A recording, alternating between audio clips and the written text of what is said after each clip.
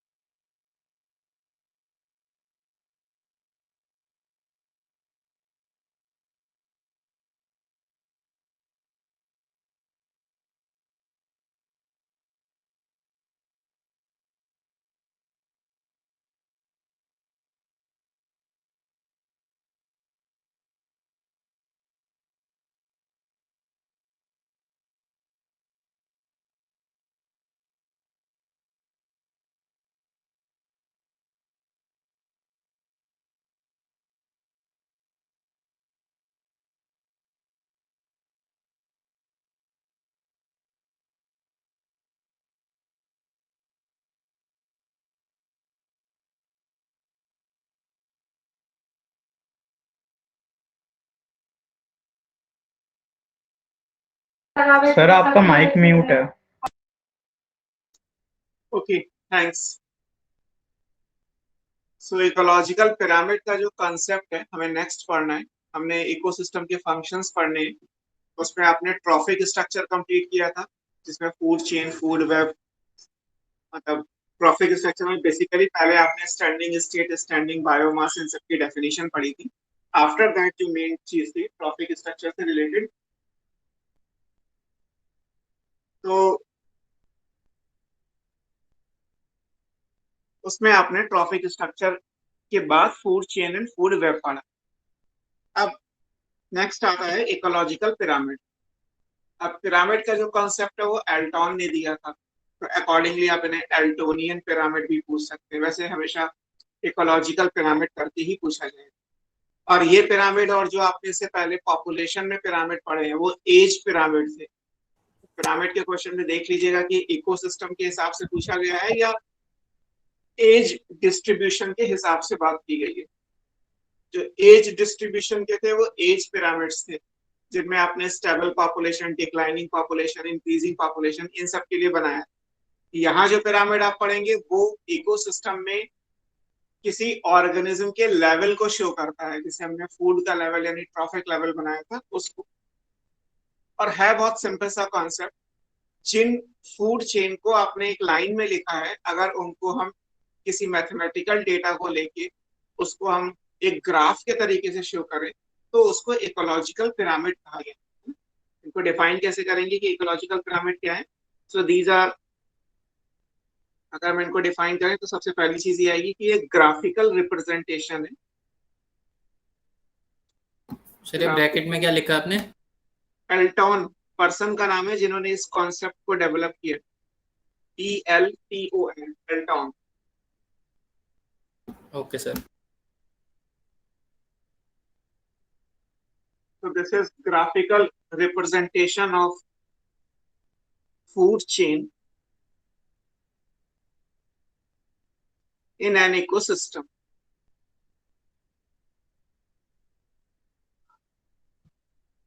किसी भी इकोसिस्टम में अगर हम फूड चेन को ग्राफिकली रिप्रेजेंट करें तो ये चीज आएगी। अब ग्राफिकली रिप्रेजेंट करने के लिए जैसे कोई भी ग्राफ बनाते हो, एक्स एक्सिस वाई एक्सिस, तो आप पैरामीटर क्या लोगे? पैरामीटर जो एल्टॉन ने चूज किए वो अलग अलग थे। जैसे नंबर तो एक पैरामीटर होता ही है, हमने इससे पहले पॉपुलेशन डेंसिटी में बात की थी, तो ये कहा था कि हम नंबर एक इंपॉर्टेंट पैरामीटर ले सकते हैं, और दूसरा हम चाहें तो मास की फॉर्म में ले सकते हैं। कई बार मास ठीक होता है, कई बार नंबर ठीक होता है। दोनों की अपनी अपनी प्रॉस एंड कॉन्स है।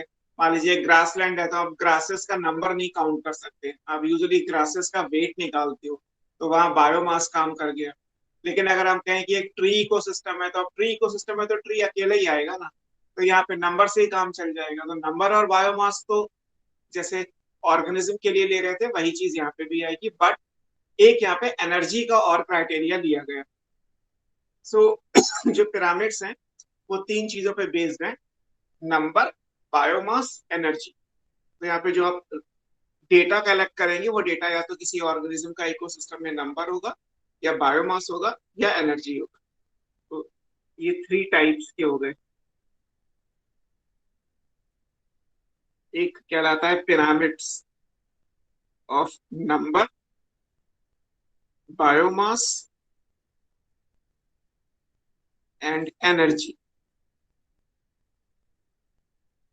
तीन चीजों के आप पिरामिड्स बना सकते हो।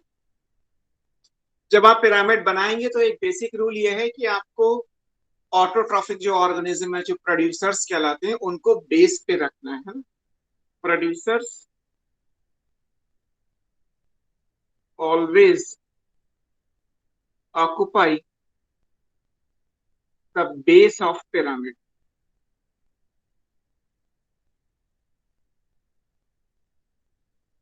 प्रोड्यूसर हमेशा क्या होंगे, ये बेस पे आएंगे, ये चीज ध्यान में रखना।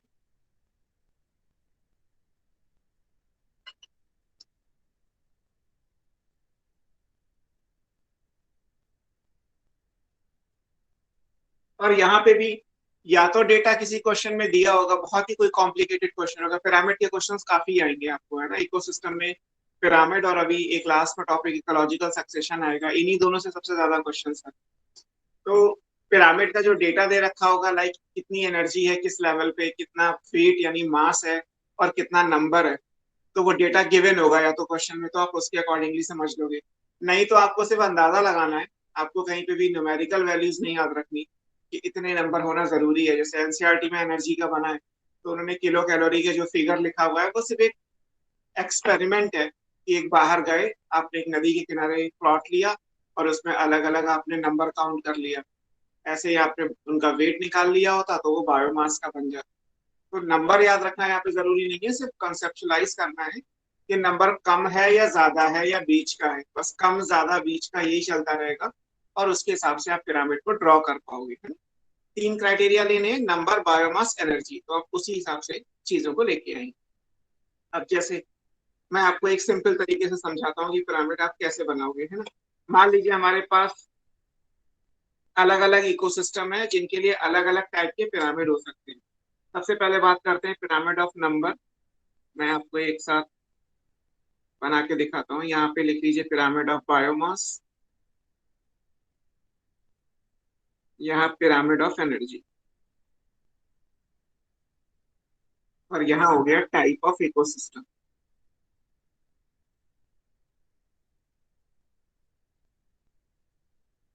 तो हमारे पास तीन अलग अलग पिरामिड हैं, और इकोसिस्टम के टाइप तो बहुत सारे हैं, अनलिमिटेड। एल्टॉन ने सारे इकोसिस्टम जितने भी अर्थ पे एग्जिस्ट करते हैं सबको कंसिडर कर लिया।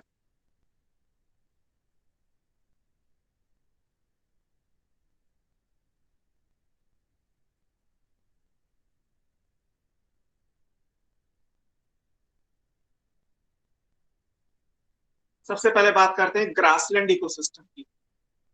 अब आप समझिए ग्रासलैंड इकोसिस्टम की फूड चेन क्या होती है। आपको मैंने पिछली क्लास में लिखाया था, ग्रास, ग्रास को फीड करने के लिए लाइक रैबिट, रैबिट को फीड करने के लिए फॉक्स, फॉक्स को फीड करने के लिए लायन।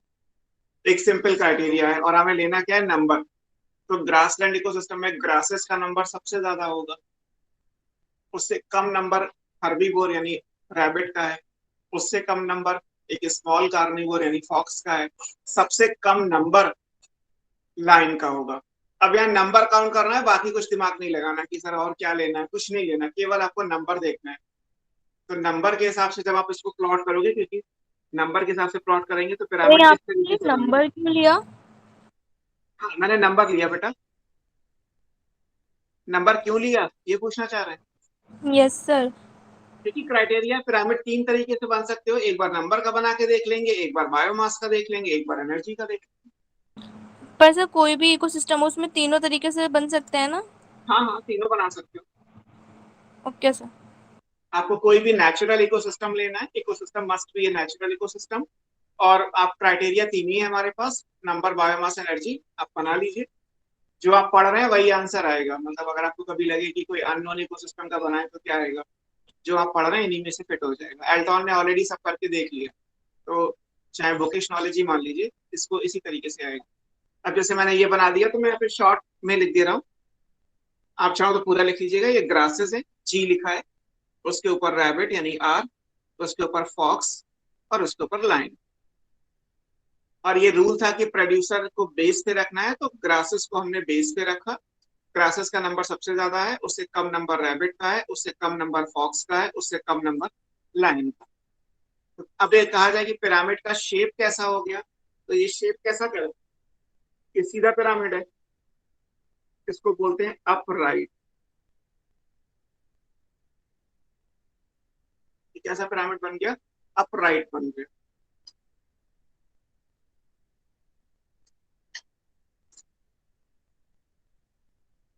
पहले हम नंबर के ही बनाएंगे सारे।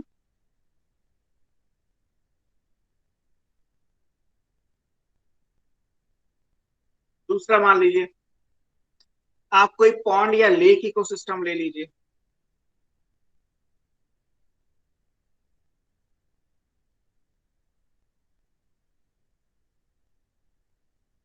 अगर आप पॉन्ड या लेक इकोसिस्टम लेते हैं तो क्या बनेगा, तो आपने पॉन्ड या लेक इकोसिस्टम की फूड चेन क्या लिखी थी, फाइटोप्लैंक्टन यानी प्रोड्यूसर्स, उन पे फीड करने के लिए जू प्लैंक्टन, उन पे फीड करने के लिए कुछ एक्वेटिक इंसेक्ट्स, और उन पे फीड करने के लिए कुछ स्मॉल साइज की फिशेस। ये फूड चेन ऑलरेडी आपने पिछली क्लास में लिखी हुई है, वही प्रेडेटरी या ग्रेजिंग फूड चेन में लिखा है।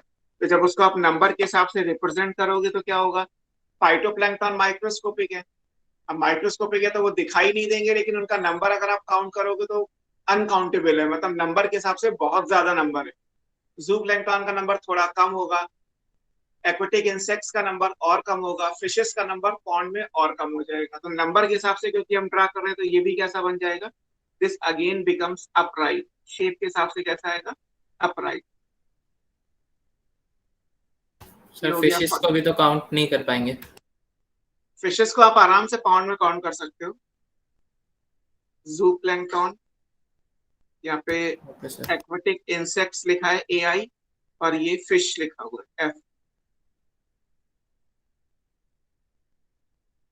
एक पॉन्ड में आप फिशेस निकालोगे तो कितनी होंगी, 1000 फिशेस होंगी। मतलब मैं तो एक रैंडम ले रहा हूँ, लेकिन अगर आपने हैंडफुल, एक ग्लास भी अगर पानी लिया पॉन्ड का, और उसमें आपने डायटम्स को काउंट करना शुरू किया, बिकॉज डायटम्स आपने पढ़ा था कि वो फाइटोप्लैंक्टन्स कहलाते हैं, चीफ प्रोड्यूसर्स माने जाते हैं, तो उसके अंदर तो हजारों लाखों आ जाएंगे, मतलब अनकाउंटेबल हो जाएंगे, क्योंकि वो माइक्रोस्कोपिक। एक सिंगल ड्रॉप के अंदर अगर आप निकालोगे तो ही आपको हजारों मिल जाएंगे, पॉन्ड के अंदर तो बहुत सारा पानी है। Yes sir.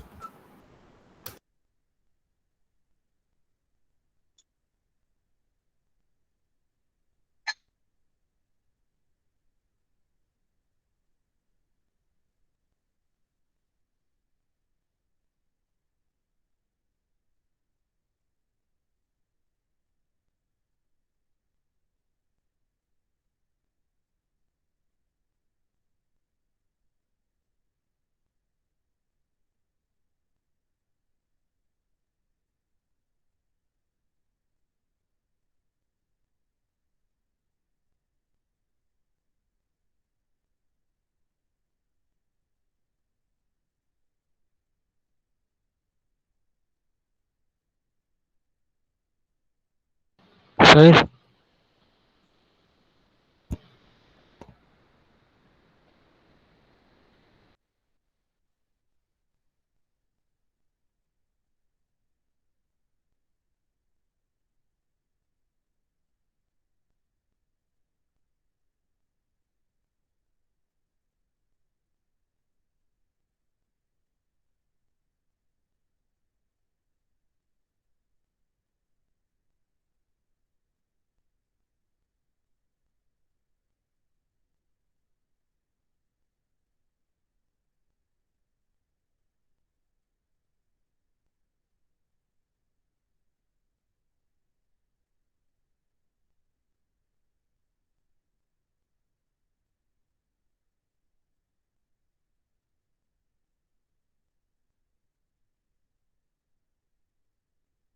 सर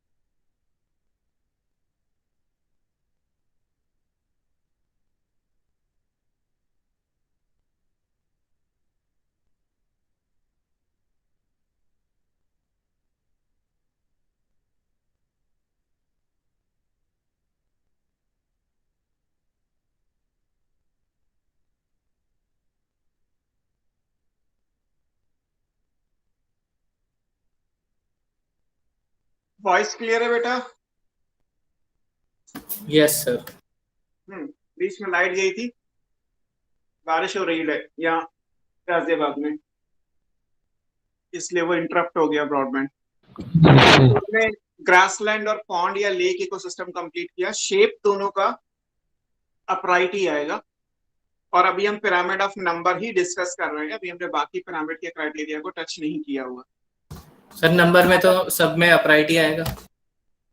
अब देखते हैं। अब दूसरी चीज क्या है कि मान लीजिए डाइटम्स वाला क्या कह रहे थे?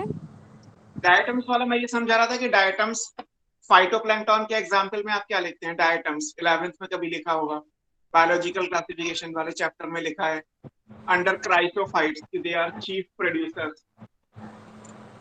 यस सर, तो इसका मतलब ये उसका एग्जांपल बताया था।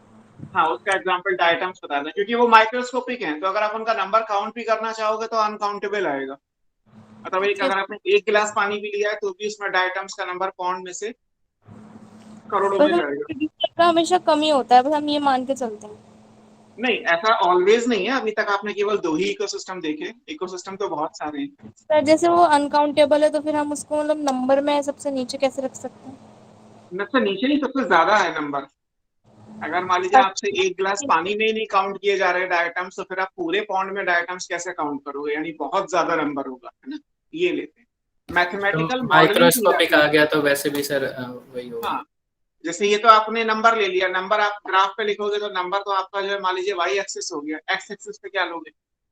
एक्स एक्सिस पे लिया जाता है इंक्रीजिंग एरिया, कि आपने पॉन्ड में क्या किया कि आपने जो है वो एक 1 क्यूबिक मिलीमीटर स्क्वायर एरिया लिया, फिर आपने 10 क्यूबिक मिलीमीटर स्क्वायर एरिया लिया, फिर आपने 1 centimetre cubic centimetre square area लिया, फिर आपने 10 सेंटीमीटर लिया, फिर आपने 100 सेंटीमीटर स्क्वायर, फिर आपने 1 मीटर क्यूबिक मीटर में लिया। वॉल्यूम में लोगे आप पॉन्ड को। तो जैसे जैसे एरिया बढ़ाओगे वैसे वैसे नंबर बढ़ेगा। फिर जब इसको प्लॉट करोगे तो ये ग्राफ कुछ ऐसे बन के आ जाता है। हमें उतना सब करना नहीं है, तो हम सीधा सीधा लॉजिक लगाते हैं कि फाइटोप्लैंक्टन का नंबर क्योंकि दिखाई नहीं दे रहा है तो इसमें बहुत ज्यादा ही होगा, उससे कम नंबर जू प्लैंक्टन का होगा। जू प्लैंक्टन आपको दिखाई देते हैं, छोटे छोटे इंसेक्ट्स के जैसे दिखाई देंगे। डेफनिया जैसे जू प्लैंक्टन में आता है। फिर एक्वेटिक इंसेक्ट्स, पानी में जो इंसेक्ट्स होते हैं वो कंपैरेटिवली बड़े साइज के हैं, आप उन्हें देख सकते हो, उनका नंबर इमेजिन कर सकते हो। और उससे बाद फिशेज आएंगे। अगर मान लीजिए यहीं पे मैरीन इकोसिस्टम होता है, लाइक ओशियन है, तो बस फिश के बाद एक और फिश आती जो बिग कार्निवोरस फिशेज होती है, बड़ी बड़ी लार्ज फिश आ जाती। तो ये लेवल शेप तो यही रहता, बस 4 की जगह 5 ट्रॉफिक लेवल बन जाते। वो तो सर एक्वेटिक इंसेक्ट से ज्यादा नहीं होते फिर वो फिशेस? नहीं, एक्वेटिक इंसेक्ट्स ज्यादा आएंगे। अगर आपने यूनिट वॉल्यूम लिया है तो उसमें फिशेज आएंगी 4-5, और उसमें एक्वेटिक इंसेक्ट्स आ जाएंगे कम से कम 400-500। उसमें जूप्लैंक्टन सर आ जाएंगे मरीन 40। इकोसिस्टम में भी? हाँ, मरीन में बस एक्वेटिक इंसेक्ट्स की जगह एक्चुअली फिर अलग अलग नाम लिखे जाते हैं, फिर आप कौन सा ओशियन ले रहे हो और वहां पे कौन से एनिमल है उनका नाम आएगा, इसीलिए मैंने पॉन्ड लिया है, तो मैंने सर एक्वेटिक क्रीचर्स के हिसाब से लिख दिया। सर अगर ट्री इकोसिस्टम हो तो शिफ्ट चेंज हो जाएगा। हाँ, बस अब कितने लास्ट में यही यही डिस्कस कर रहे हैं। अब मान लीजिए ट्री इकोसिस्टम होता तो क्या करोगे? एक सिंगल ट्री भी एक इकोसिस्टम के जैसा होता है, सिर्फ एक ट्री। अब अगर हम ट्री पे मान लीजिए एक पैरासिटिक चेन कंसीडर करें, अब हम पैरासिटिक चेन क्यों ले रहे हैं? क्योंकि हमें अलग अलग तरीके से पिरामिड्स को पढ़ना है। तो एक सिंगल ट्री है और ट्री के ऊपर जो डिपेंडेंट बर्ड्स होती हैं, मतलब ट्री के फ्रूट्स पे डिपेंडेंट जो बर्ड होंगे, हर्बीवोरस एनिमल, वो ट्री से ज्यादा ही होंगे। एक ट्री पे कम से कम 20-25 चिड़िया तो होंगी। और एक बर्ड की बॉडी पे जो एक्टोपैरासाइट्स होंगे, जो उसके फर हैं, पंख हैं, उनके बीच में जो इंसेक्ट्स होते हैं जो एज ए पैरासाइट बर्ड पे रहते हैं, तो उनका नंबर करस्पॉन्डिंग टू दैट और ज्यादा आएगा। और क्योंकि हमें ट्री को नीचे रखना है, यानी क्योंकि प्रोड्यूसर हमेशा बेस पे रहता है, ये रूल था हमारा, तो ट्री इकोसिस्टम के लिए जो पिरामिड बनेगा वो कैसा बनेगा? उल्टा बनेगा, लाइक दिस।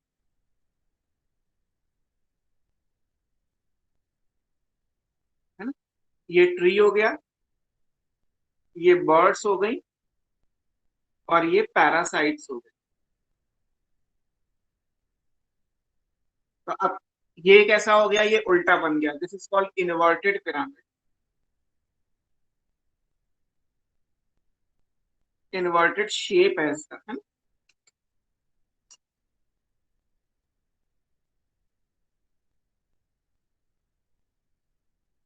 इन्वर्टेड शेप का पिरामिड बन जाए। देन आता है एक फॉरेस्ट इकोसिस्टम ले लेते हैं।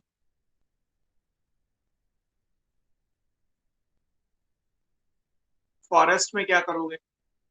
फॉरेस्ट में एक्चुअली दो तरीके से सोचना है। पहली चीज ये कि किसी भी ट्री पे डिपेंडेंट जो बर्ड होते हैं, यानी किसी भी ट्री पे डिपेंडेंट जो हर्बीवोर होते हैं, उनका नंबर ज्यादा ही होता है। क्योंकि जैसे हमने पीछे भी एग्जाम्पल लिखा था कि एक ट्री पे 5 स्पीशीज जो है वार्बलर्स की एग्जिस्ट कर सकती हैं, है ना? मतलब एक ट्री पे बहुत सारे हर्बीवोरस एनिमल्स हो सकते हैं। कुछ ऐसे होंगे जो लीफ पे फीड करेंगे ट्री के, कुछ ऐसे होंगे जो ट्री के फ्रूट्स पे फीड करेंगे, कुछ ऐसे होंगे जो फ्रूट के अंदर सीड है उन पे फीड करेंगे, कुछ ट्री पे जो नई नई ब्रांचेस या बर्ड्स निकलती है केवल उन्हीं पे फीड करते हैं। तो ट्री पे डिपेंडेंट्स जो हर्बीवोरस एनिमल है वो ज्यादा होते हैं। अब फॉरेस्ट के अंदर तो हजारों ट्री होंगे, तो करस्पॉन्डिंग टू दैट हर्बीवोर का नंबर ज्यादा हो जाएगा। क्लियर? लेकिन अगर हम इस बर्ड के बाद पैरासाइट ना लेके फॉरेस्ट में हम कार्निवोर लेते, एक हर्बीवोर पे डिपेंडेंट कार्निवोर लेते, तो हर्बीवोर पे डिपेंडेंट जब आप कार्निवोर लेते हो तो वो नंबर हमेशा कम होता है ना? क्योंकि जैसे रैबिट है, रैबिट पे डिपेंडेंट अगर आप फॉक्स को देखोगे तो रैबिट का नंबर ग्रासलैंड में ज्यादा था और फॉक्स का कम था, लायन का और कम हो गया। और फॉरेस्ट में भी यही होता है कि हर्बीवोर तो बहुत सारे होते हैं, कंपैरेटिव टू दैट कार्निवोर का नंबर कम होगा और बड़े बड़े कार्निवोर का नंबर और कम हो जाएगा, है ना? हर्बीवोरस एनिमल तो बहुत सारे हैं, एलिफेंट भी हर्बीवोरस है, जीब्रा भी है, जिराफ भी है, there are so many, monkey भी हर्बीवोरस एनिमल्स हो गए। अब उन पे डिपेंडेंट जो कार्निवोर आएंगे वो और कम, और जो टॉप कार्निवोर है वो और कम। तो नीचे से तो बनेगा ऐसा और ऊपर जाके हो जाएगा ऐसा, बीच का शेप आ जाएगा, है? इट लुक्स लाइक कि सबसे नीचे प्रोड्यूसर आएगा, तो प्रोड्यूसर सर का बेल ब्लॉक शेप्ड, बन गया। हाँ, सर बेल शेप्ड हो जाएगा। इसको इंटरमीडिएट बोलते हैं, फ्यूजिफॉर्म, ये इस तरीके से। इसको शेप में आप लाओगे तो आपको याद हो तो हमने एक अर्न शेप लिखा था, यस सर। ये वो वाला शेप है, ऐसे। ये हो गए प्रोड्यूसर, ये हो गए हर्बीवोर, ये हो गए कार्निवोर 1 और ये कार्निवोर 2। ये यहाँ पे इसको बोलते हैं, यहाँ पे इसको बर्न बेल शेप या अर्न शेप नहीं लिखते, यहाँ पे इसे बोलते हैं इंटरमीडिएट शेप या फ्यूजिफॉर्म। प्रोड्यूसर कम कैसे है हर्बीवोर से? प्रोड्यूसर कम नहीं है, ये समझना है कि हर्बीवोर ज्यादा होते हैं। प्रोड्यूसर से प्रोड्यूसर पे डिपेंडेंट जो हर्बीवोर होते हैं वो हमेशा ज्यादा होते हैं, आप इनमें से किसी पे भी देख लो। प्रोड्यूसर पे डिपेंडेंट हर्बीवोर कम है, प्रोड्यूसर पे डिपेंडेंट हर्बीवोर कम है। प्रोड्यूसर पे डिपेंडेंट यहाँ पे हर्बीवोर ज्यादा क्यों है? क्योंकि एक ट्री पे नंबर ऑफ बर्ड्स ज्यादा है। ऐसे यहाँ पे भी प्रोड्यूसर पे डिपेंडेंट हर्बीवोर ज्यादा क्यों है? क्योंकि फॉरेस्ट के अंदर तो हजारों ट्री होंगे और ट्री Yes. के अलावा भी प्लांट होंगे, अभी तो हम केवल ट्री को मान के कंसिडर कर रहे हैं। तो एक्चुअली प्रोड्यूसर पे डिपेंडेंट हर्बीवोर का नंबर ज्यादा होता है। लेकिन जब भी आप हर्बीवोर पे डिपेंडेंट कार्निवोर की बात करते हैं तो हमेशा नंबर कम आएगा। जैसे यहाँ रैबिट पे डिपेंडेंट जो फॉक्स है वो कम हो गई, जू प्लैंक्टन पे डिपेंडेंट जो एक्वेटिक इंसेक्ट्स हैं वो नंबर में कम हो गए। ऐसे ही यहाँ पे हर्बीवोर पे डिपेंडेंट कार्निवोर कम हो गए और कार्निवोर पे डिपेंडेंट जो सेकंड कार्निवोर है वो और कम हो जाएंगे। तो नीचे से ऐसा आएगा और ऊपर से आप नॉर्मली ग्रासलैंड की जैसा, इसको इंटरमीडिएट शेप बोलते हैं। और ये केवल यही आता है फॉरेस्ट इकोसिस्टम में, इसके अलावा ये शेप किसी और क्राइटेरिया में नहीं आएगा, है ना। ये अपने आप में एक अच्छा क्वेश्चन है कि किस इकोसिस्टम में कौन सा पिरामिड इंटरमीडिएट शेप का आएगा। तो इकोसिस्टम हो गया फॉरेस्ट, पिरामिड हो गया पिरामिड ऑफ नंबर, और शेप दिया हुआ है इंटरमीडिएट या फ्यूजिफॉर्म को। सर हाँ सर पैरासाइट्स तो बर्ड को कंज्यूम नहीं करेंगे ना, फिर भी उन्हें ऊपर अपर लेवल में रखा गया है। फूड चेन तो यही है ना, ट्री पे डिपेंडेंट बर्ड और बर्ड पे डिपेंडेंट पैरासाइट्स, है ना। लेकिन तो ये कंज्यूम करे ना करे वो डिपेंड करता है प्रेडेटरी फूड चेन है या पैरासिटिक है, आपने किसी का से पढ़ेगा। प्रेडेटरी फूड चेन होगी तो कंज्यूम कर लेंगे, पैरासिटिक फूड चेन होगी तो कंजम्पशन नहीं होगा, क्योंकि होस्ट मर जाएगा तो पैरासाइट अपने आप मर जाएगा।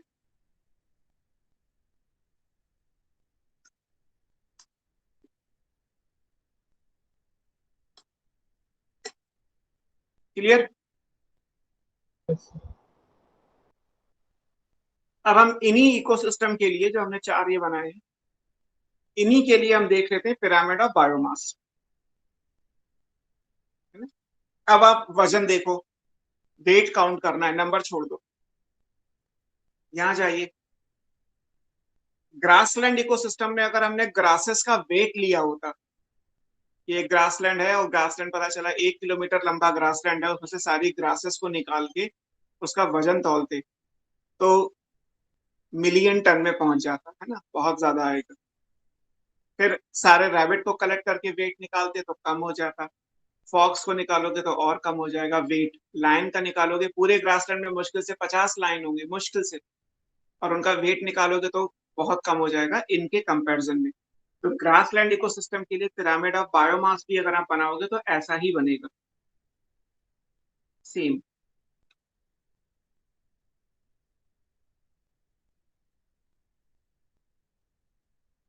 Grasses, rabbit, fox, line, shape क्या हो गया? Upright, you are.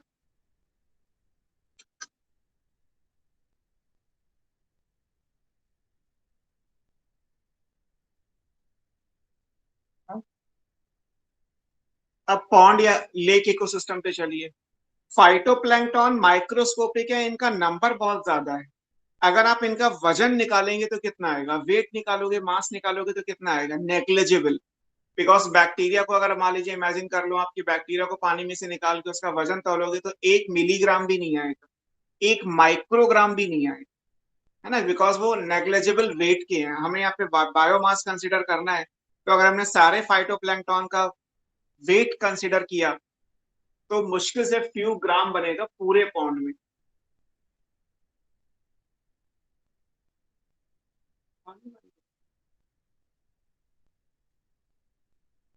है ना। अब फिशेस का अगर आपने पता चला एक फिश भी अगर पकड़ी पॉन्ड में तो कम से कम 1.5-2 किलो की तो होती ही होगी, तो मुझे आइडिया नहीं है। तो बट एक फिश का वजन लगभग 1-2 किलो तो आएगा ही आएगा, कहाँ पे तो फ्यू ग्राम है और कहाँ पे फ्यू केजी में चला गया। तो यहाँ पे वेट के हिसाब से निकालोगे तो ये उल्टा हो जाएगा।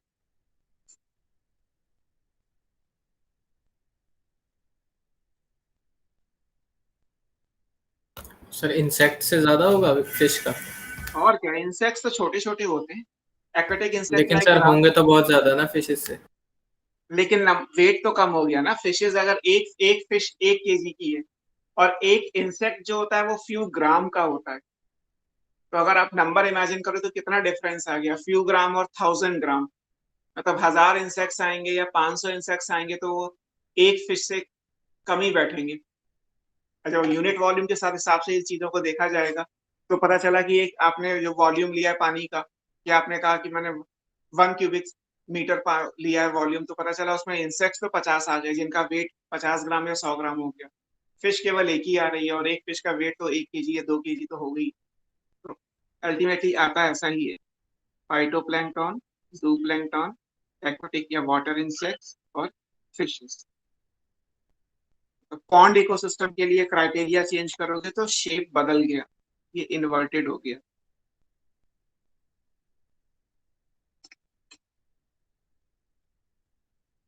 ऐसा हो सकता है, इसीलिए तो क्राइटेरिया भी याद रखना है कि किस क्राइटेरिया पे कौन सा शेप निकल के आ रहा है।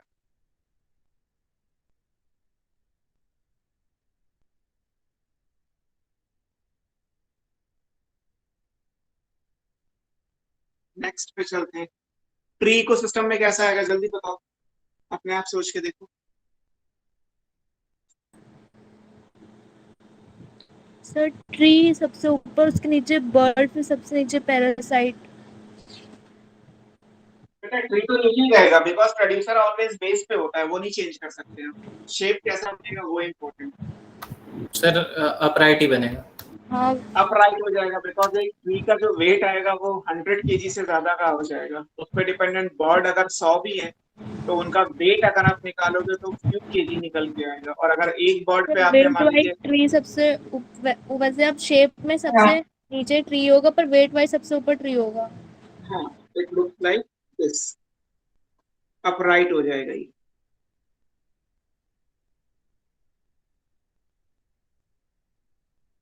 ये ट्री, ये बर्ड, ये पैरासाइट्स। शेप कैसा हो गया, अपराइट। फॉरेस्ट में कैसा बनाओगे,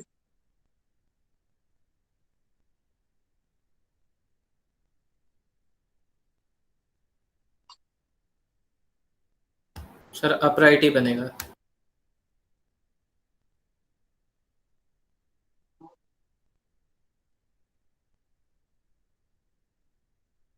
फॉरेस्ट में कैसा हो जाएगा, अपराइट, बिकॉज फॉरेस्ट में अगर आपने प्रोड्यूसर का वेट निकाला तो बहुत ज्यादा आएगा। हर्बीवोर का वेट और कम, कार्निवोर का और कम, टॉप कार्निवोर का और कम।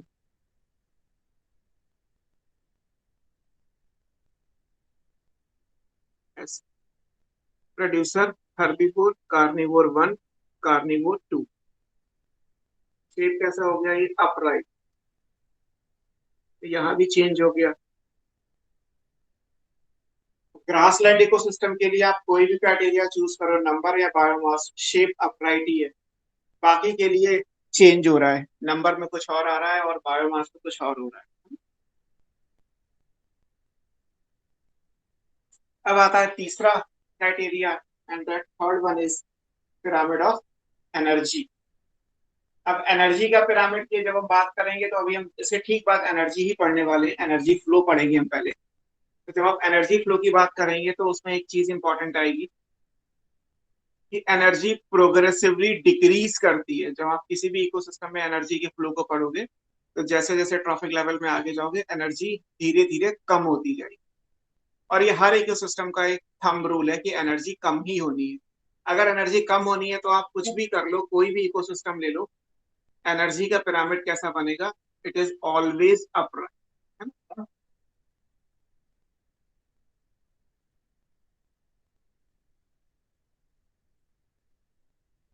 आप किसी भी इकोसिस्टम के लिए बना लो, चाहे ट्री के लिए बना लो, चाहे ग्रासलैंड के लिए बना लो, चाहे पॉन्ड या लेक के लिए बना लो, चाहे फॉरेस्ट के लिए बना लो, या किसी और के लिए बना लो, पिरामिड ऑफ एनर्जी हमेशा अपराइट ही होता है। कोई भी इमेजिन कर लो, सीधा ही बनेगा।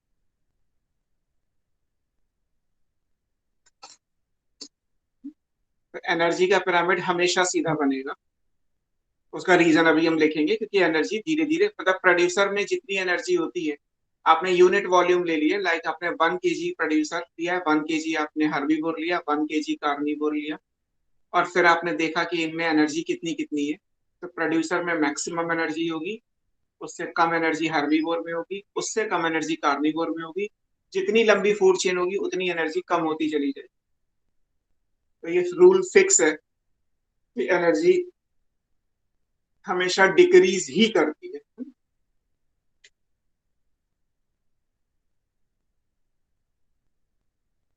अब जैसे एक एग्जांपल दिया गया, which of the following serve as maximum source of energy per unit weight और वॉल्यूम।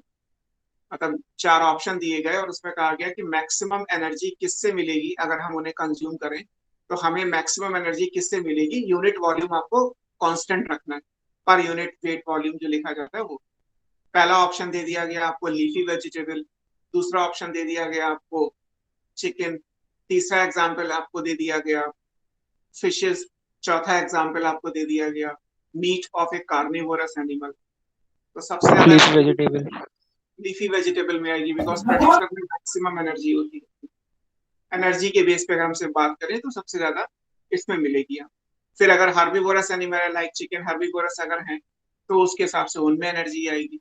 फिशेस डिपेंड करता है कि हम उसे फिशेस को कार्निवोर में कहाँ ले जाते हैं। तो जितना आप लास्ट में लेके जाओगे ट्रॉफिक लेवल जितना लास्ट आएगा, जितना हायर ट्रॉफिक लेवल होगा, एनर्जी उतनी लोअर होती चली जाती है। ये रूल है। तो इसलिए एनर्जी का पिरामिड हमेशा अपराइट ही है।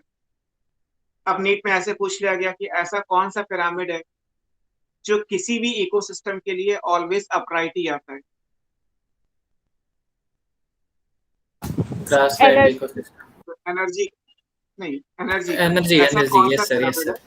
जो किसी भी इकोसिस्टम के लिए अपराइट ही आएगा, तो क्या आ जाएगा, एनर्जी।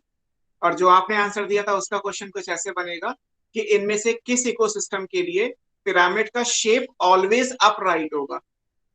तो ग्रासलैंड, ग्रासलैंड में नंबर का बनाओगे तो भी अपराइट, बायोमास का बनाओगे तो भी अपराइट, एनर्जी का बनाते तो भी अपराइट। बाकी किसी भी इकोसिस्टम के लिए अपराइट नहीं आएगा, है ना।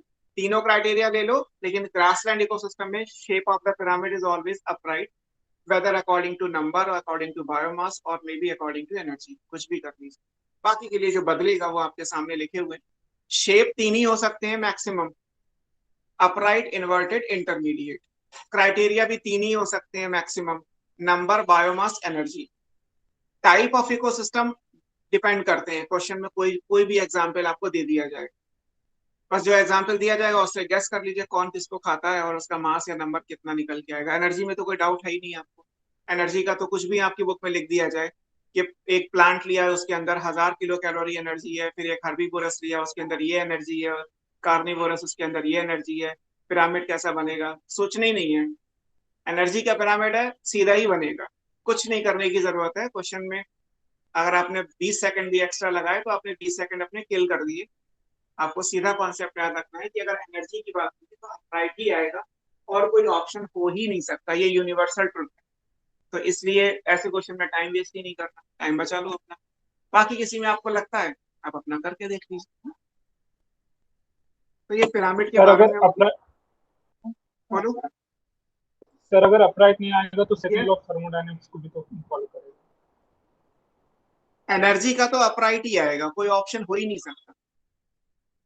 नहीं सर, मैं कह रहा हूँ कि अगर वैसा ना हो तो सेकंड लॉ ऑफ थर्मोडायनेमिक्स भी तो नहीं फॉलो होगा ना, क्योंकि एनर्जी हाँ, वो भी हम पढ़ेंगे कि ऐसा क्यों है। मतलब ये जो रीजन आपने लिखा हुआ एनर्जी क्यों प्रोग्रेसिवली डिक्रीज करती है, और एनर्जी है तो बिना थर्मोडायनेमिक्स के तो कोई बात वैसे भी नहीं होगी, चाहे बायो में एनर्जी पढ़ो या फिर फिजिक्स केमिस्ट्री में पढ़ो।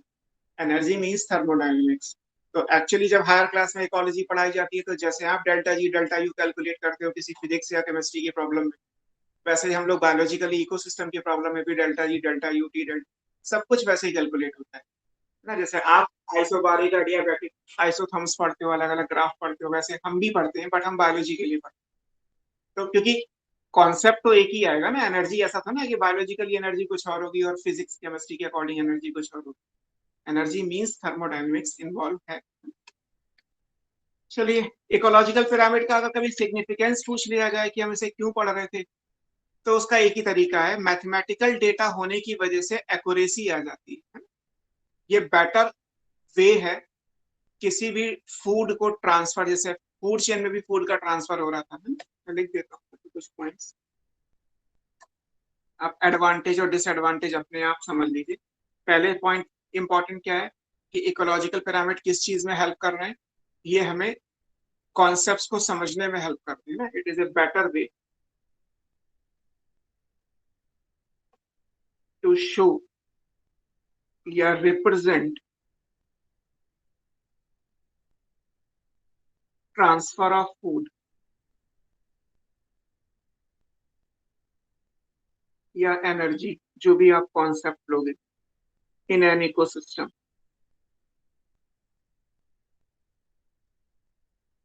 है ना। ये तो इसका प्लस पॉइंट हो गया। जहां तक माइनस पॉइंट की बात है वो ये, इकोसिस्टम में फूड वेब एग्जिस्ट करते हैं, हमने पिछली क्लास में डिस्कस किया। लेकिन आप जो पिरामिड बनाते हो वो केवल एक फूड चेन का बन सकता है एट ए टाइम। आप फूड वेब का पिरामिड नहीं बना सकते, है ना। पिरामिड की डेफिनेशन में ही था graphical representation of A food chain. तो इसकी लिमिटेशन क्या है? लिमिटेशन ये है कि एट ए टाइम केवल एक फूड चेन के लिए एप्लीकेबल है ना। This is applicable to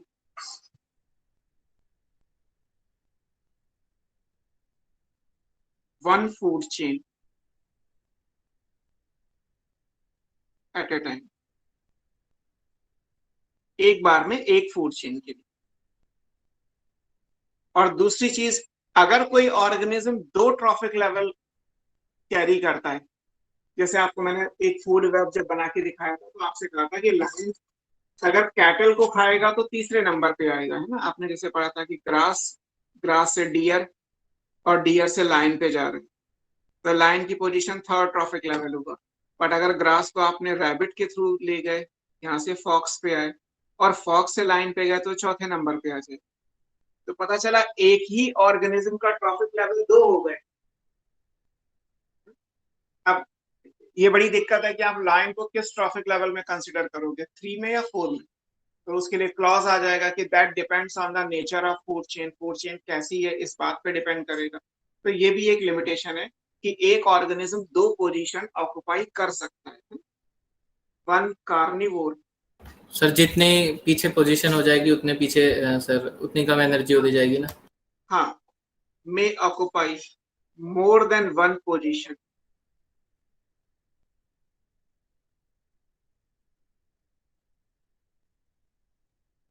depending on कुछ पर्टिकुलर ऑर्गेनिज्म के लिए हर बार सही नहीं होगा वो ग्राफ, हाँ वो बिल्कुल, पिरामिड।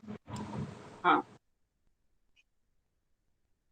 तो वेरिएबल नेचर हो गया ना, कॉन्स्टेंसी कहाँ हुई। अगर आपको खुद ही नहीं पता कि लाइन कौन सा, सिंपल आपसे कहा जाए कि लाइन का ट्रॉफिक लेवल क्या है, अगर कोई ऐसा क्वेश्चन दे दिया जाए तो क्वेश्चन इनकम्प्लीट है, क्योंकि आपको ये बताना पड़ेगा ना कि लाइन का एक्चुअली जो आप पूछ रहे हो कि ट्रॉफिक लेवल क्या है, वो तो इस बात पे डिपेंड करेगा ना कि लाइन किस फूड चेन के थ्रू पहुंच रहा है।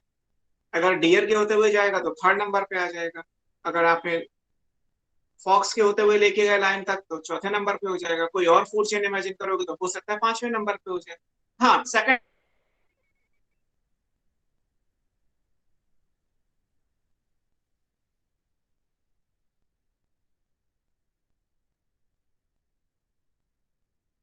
नंबर पे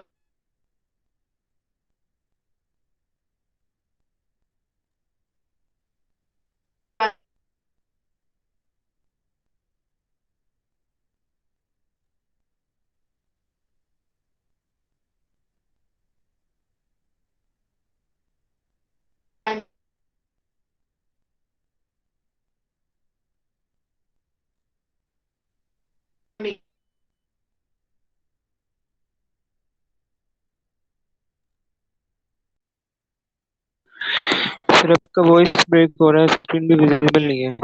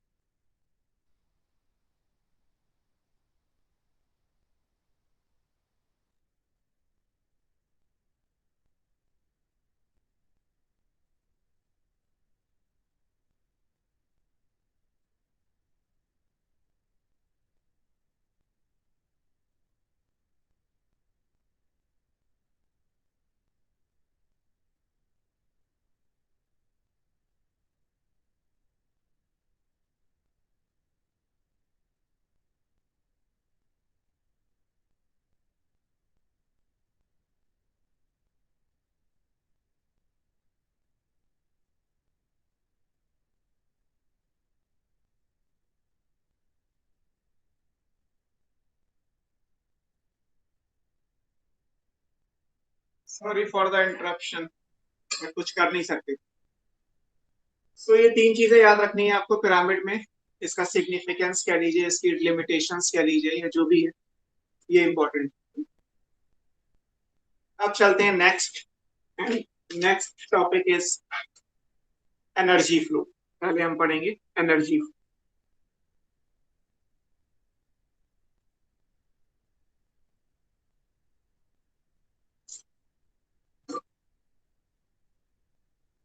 अब एनर्जी फ्लो क्या होता है और कैसे होता है?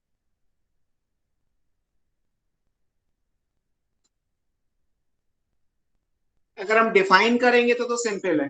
जैसे आपने फूड चेन के लिए लिखा था कि वहां ट्रांसफर ऑफ फूड हो रहा है, ऐसे यहाँ पे एनर्जी का है तो यहाँ पे ट्रांसफर ऑफ एनर्जी हो जाएगा। सो डिफाइन करें तो this is transfer of energy from one trophic level to next in an ecosystem.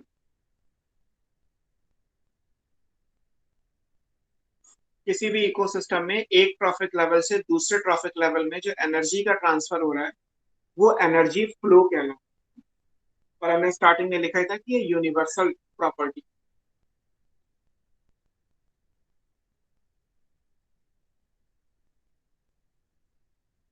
Universal property का मतलब ये सारे इकोसिस्टम पे अप्लाई करोगे।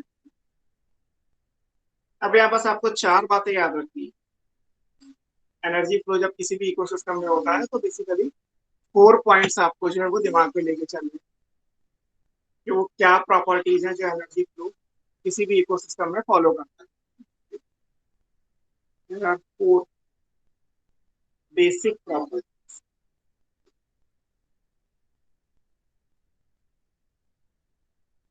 of energy flow in an ecosystem। किसी भी इकोसिस्टम में जब एनर्जी फ्लो होता है तो 4 प्रॉपर्टी हैं जो फॉलो हो जानी चाहिए। फर्स्ट प्रॉपर्टी है कि ये जो फ्लो है वो एक लाइन का है, यूनी डायरेक्शनल फ्लो है ना। साइकिल नहीं है कि जहां से चले थे वहां घूम के लौट आए। It's a flow. जैसे आपको पता है कि सन में जो एनर्जी थी, रेडिएंट एनर्जी, जो फोटॉन्स प्रेजेंट थे, उसको क्लोरोफिल ने कैप्चर किया, प्लांट ने फोटोसिंथेसिस के थ्रू उसको केमिकल एनर्जी में चेंज किया। तो एनर्जी का कन्वर्जन हो गया कि आप फिजिकल एनर्जी यानी रेडिएंट या रेज वाली एनर्जी को केमिकल एनर्जी में आपने चेंज कर दी। फिर आपने प्रोड्यूसर से वो एनर्जी हर्बीवोर में ट्रांसफर कर दी, हर्बीवोर से कार्निवोर में कर दी, और हर्बीवोर कार्निवोर की डेथ के बाद ये डिकम्पोजर में चली गई। तो मतलब जो भी एनर्जी है वो वन वे ट्रेवल कर रही है। यहाँ पे कोई और पॉसिबल नहीं है। ऐसा नहीं हो सकता कि कार्निवोर को एनर्जी डायरेक्टली प्लांट से मिल जाए, नहीं मिल सकती। कार्निवोर को एनर्जी हर्बीवोर से ही मिलेगी। या ये भी नहीं हो सकता कि हर्बीवोर की एनर्जी वापस प्लांट में चली जाए, वो नहीं हो सकता। प्लांट से हर्बीवोर में जाएगी, हर्बीवोर से प्लांट में लौट के नहीं आ सकती। तो एनर्जी का फ्लो जो भी होगा वो वन वे होगा। There is uni, sir plant को तो वैसे भी चाहिए नहीं ना वापस। बाई चांस मॉडल है, हम अगर चाहें भी तो नहीं हो सकता। Unidirectional flow of energy,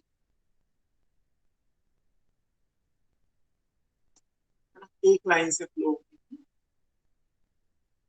दूसरा, एनर्जी है तो थर्मोडायनेमिक्स है, और धीरे धीरे कम भी होती चली जाएगी, ये भी इंपॉर्टेंट है। तो दूसरी चीज क्या है, देयर इज प्रोग्रेसिव डिक्रीज, धीरे धीरे कम होगी in energy flow as we proceed through a food chain. जब आप फूड चेन के थ्रू एंटर करोगे तो धीरे धीरे एनर्जी जो है वो कम होती चली जाएगी। तीसरा क्या है, it follows laws of thermodynamics.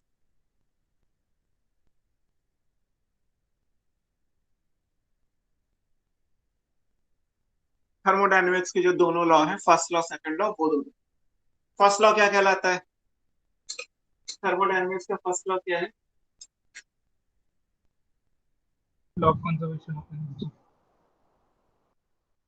Stop conservation of energy. पूरा स्टेटमेंट में क्या बोलोगे? Energy cannot be created nor destroyed. हाँ, energy can't be created and can't be destroyed. Either it can change from one form to another. आप energy को create नहीं कर सकते, डिस्ट्रॉय नहीं कर सकते, एक फॉर्म से दूसरी फॉर्म में चेंज कर सकते। तो that is first law. Second law क्या है स्टेटमेंट में?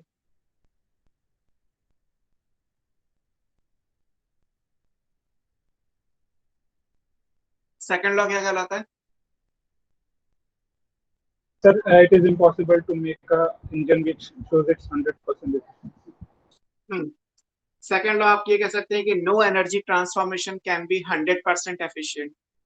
जब भी आपने पहले लॉ में ये बात कही है कि एनर्जी को आप एक फॉर्म से दूसरी फॉर्म में ट्रांसफर कर सकते हो, चेंज कर सकते हो।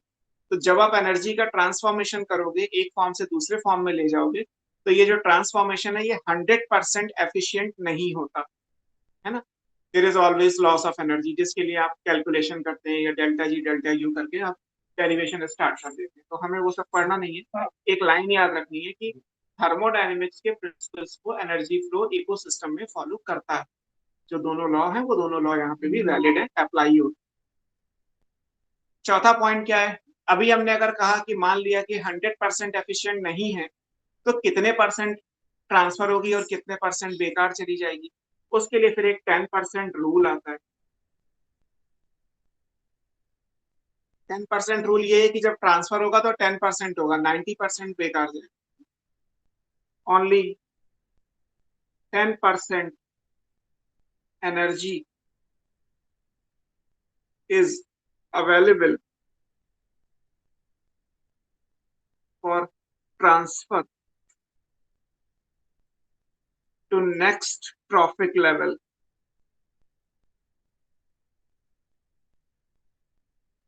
केवल कितनी अवेलेबल है? 10%, बाकी बेकार चली गई। अब जैसे मान लीजिए बात को सिंपल बेकार तरीके चली गई या जो ऑर्गेनिज्म था उसने यूज कर ली? उसमें दोनों चीजें हैं। फिर हम उसके लिए एनर्जी का एक डायग्राम बनाते हैं और उसमें ये शो करते हैं कि कितनी एनर्जी कहाँ जाती है। अभी ये है कि ट्रांसफर करने के लिए, क्योंकि हमारी डेफिनेशन का पहला वर्ड है transfer. So how much energy is transfer to next trophic level. मान लीजिए प्लांट में अगर है 1000 किलो कैलोरी एनर्जी, तो रैबिट में कितनी जाएगी? तो रैबिट में जाने के लिए जो है वो दैट इज ओनली 10% ऑफ 1000 का 10% निकालोगे तो 100 किलो कैलोरी। अब बाकी की 90% एनर्जी कहाँ गई, प्लांट ने उस एनर्जी का क्या किया, तो वो डिपेंड करता है। बस ये है कि वो ट्रांसफर नहीं होगी। प्लांट ने यूज किया, प्लांट ने रिलीज कर दिया, प्लांट ने वेस्ट कर दिया।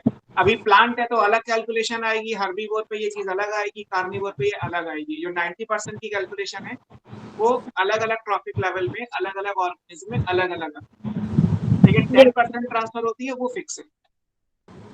Okay sir. तो इसको सिंपल तरीके से अगर लिखे हम, ये ग्रास है, फिर हमने लिखा था कि यहाँ पे रैबिट, फॉक्स, लायन, और इसी पॉइंट ऑफ व्यू से अगर मान ले कि यहाँ पे 1000 किलो कैलोरी है, तो यहाँ पे 100 रह जाएगी, यहाँ 10 रह जाएगी, यहाँ 1 किलो कैलोरी रह जाएगी।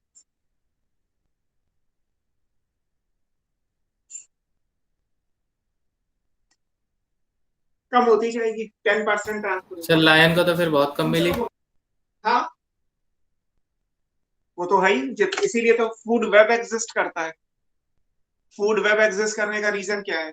क्योंकि वो जितना लास्ट में आएगा उतनी कम एनर्जी मिलेगी।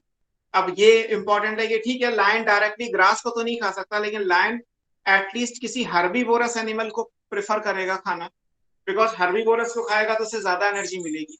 लायन अगर किसी कार्निवोरस एनिमल को चेज करके किल करेगा तो उसे एनर्जी कम मिलेगी। सर सबसे ज्यादा एनर्जी की जरूरत तो लायन को ही है फिर से। लेकिन मिल तो नहीं रही ना, इसीलिए तो चीजें बैलेंस है।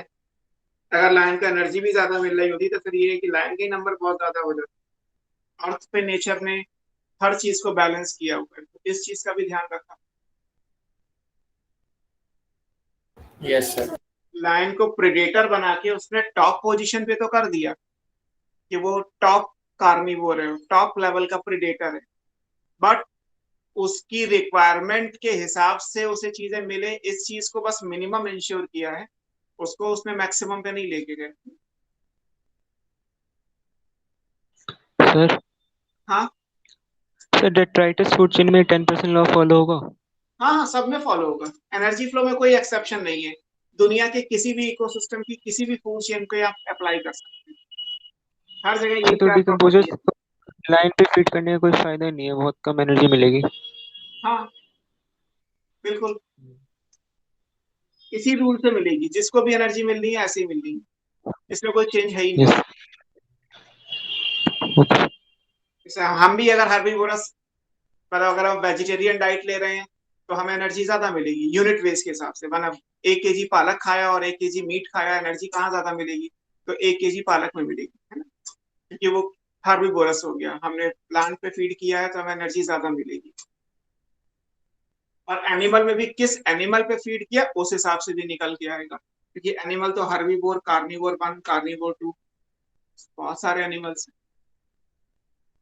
एनर्जी फ्लो इतना सा ही है, एनसीईआरटी में जो भी दे रखा हो इसी से सब सॉल्व हो जाएगा, आपको कुछ नहीं सोचना, कुछ नहीं करना। एनर्जी फ्लो के डायग्राम भी एनसीईआरटी में एनर्जी बना के भी दिखाया गया, कितनी कितनी होती है, मैंने एक रैंडम फिगर लिख दिया, आप जो निकालोगे वो आप इसी 10% के हिसाब से निकल के आए। सर हाँ सर ये डेट्राइटस फूड चेन के आगे एनर्जी कहाँ फ्लो होगा? कहीं नहीं, अब जैसे मान लीजिए लायन भी, लायन से एनर्जी कहाँ जाएगी? तो लायन से एनर्जी किसी आगे को नहीं जाएगी, बट लायन की बॉडी के डेथ होने के बाद उसके जो डेड मैटर है उसमें एनर्जी आ गई। अब वो डेड मैटर से एनर्जी मान लीजिए बैक्टीरिया में गई या फंगी में गई, और वहां से फिर बैक्टीरिया तो इमॉर्टल होते हैं ना, लास्ट ऑफ यस बैक्टीरिया, और बैक्टीरिया कभी मरते हैं। Okay sir. जैसे हमारी बॉडी भी अगर, या लायन की बॉडी मान लीजिए, फॉक्स है, चलिए फॉक्स की 90% एनर्जी का क्या हुआ, 10% तो चलो लाइन में चली गई। फॉक्स की बॉडी में बेसिकली वो 10% इकट्ठा हो रहा है, मीन वाइल कोई लायन आया और फॉक्स को कंज्यूम कर लिया तो वो उस पर चली गई, नहीं तो फॉक्स का वेट बढ़ता रहेगा, 10% को स्टोर कर दे तो वेट बढ़ेगा। या प्लांट अगर ग्रो कर रहा है तो ये एनर्जी को स्टोर कर दे तो ग्रो कर रहा है, मीन वाइल कोई रैबिट आया और ग्रेस करके चला गया तो वो एनर्जी इसमें चली गई। ऐसे रैबिट का मास बढ़ रहा है, क्यों? क्योंकि वो एनर्जी को इकट्ठा कर रहा है, फूड को इकट्ठा कर रहा है, तो रैबिट का साइज बढ़ रहा है। पता चला कोई फॉक्स आया और रैबिट को कंज्यूम कर लिया तो एनर्जी यहाँ चली गई। लेकिन जो 90% है उसका क्या हुआ? 90% में 50%, 90 का 50 यानी 45%, लगभग अप्रोक्सीमेटली 45% तो जाती है हमारे रेस्पिरेशन की एनर्जी। हमारे रेस्पिरेशन में आधी एनर्जी खर्च हो जाती है, किसी भी ऑर्गेनिज्म में रेस्पिरेशन अराउंड 50% कॉन्ट्रीब्यूट कर ले, और रिमेनिंग 50% जो है वो डिपेंड करता है कि ऑर्गेनिज्म कैसा है, यूरी थर्मल है, स्टीनोथर्मल है, होम्योस्टैटिक है या नहीं है। क्योंकि आपने लिखा था कि अगर होम्योस्टैटिक या रेगुलेटर की कैटेगरी में अगर आएगा तो एनर्जेटिकली एक्सपेंसिव प्रोसेस होगा। पता चला ये लायन अगर मैमल है और मैमल यानी ये रेगुलेटर है, तो होम्योस्टेसिस में ही सारी एनर्जी खर्च कर देगी, क्योंकि आपने वहां लिखा है कि thermo regulation is energetically expensive process. तो अगर फॉक्स मान लीजिए मैमल है, रैबिट मैमल है, तो उस काम में वो एनर्जी खर्च कर दें। प्लांट तो नहीं होते, तो प्लांट क्या करेंगे? प्लांट में तो 90% का कोई क्राइटेरिया है ही नहीं। प्लांट में तो एनर्जी जो है वो सनलाइट की आ रही है। सोलर एनर्जी का कितना पोर्शन प्लांट कैप्चर करते हैं वो डेटा भी हम आगे कहीं पढ़ देंगे, कि 1%। 1% मुश्किल से कैप्चर। 1% करते हैं। हाँ, तो बाकी की 99% कहाँ हो गई? तो वो इस अर्थ पे जो हीट है, जिसकी वजह से अर्थ का एक एनुअल टेम्परेचर मेंटेन हो रहा है, बहुत सारे ज्योग्राफिकल फिनोमिना है, बहुत सारे एनवायरमेंटल इश्यूज हैं, तो एनर्जी कहीं ना कहीं तो जाएगी। एनर्जी सेम चीज है, नाइदर क्रिएटेड नॉर डिस्ट्रॉयड, वो लाइन तो रहेगी ही रहेगी। तो जो 90% की कैलकुलेशन है वो हर लेवल की अलग अलग आती है, ठीक है। अब एनर्जी फ्लो के बाद एक्चुअली आता तो मास फ्लो है। मास फ्लो यानी कि आपकी बुक में बायो जियोकेमिकल साइकिल्स बनी हुई है, हालांकि मैं साइकिल आपको लास्ट में पढ़ा दूंगा, अभी मैं लिख दे रहा हूँ सीक्वेंस में। नेक्स्ट हमारा जो आएगा वो एनर्जी के अलावा क्या आता है? Mass flow. मास फ्लो का मतलब है, इसे बोलते हैं न्यूट्रिएंट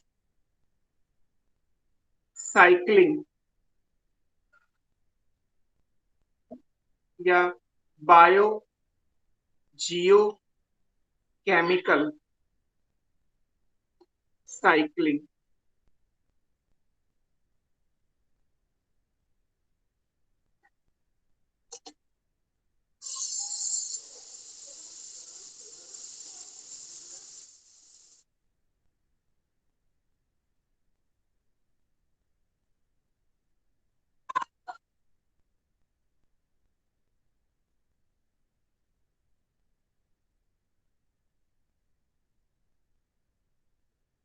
हेलो,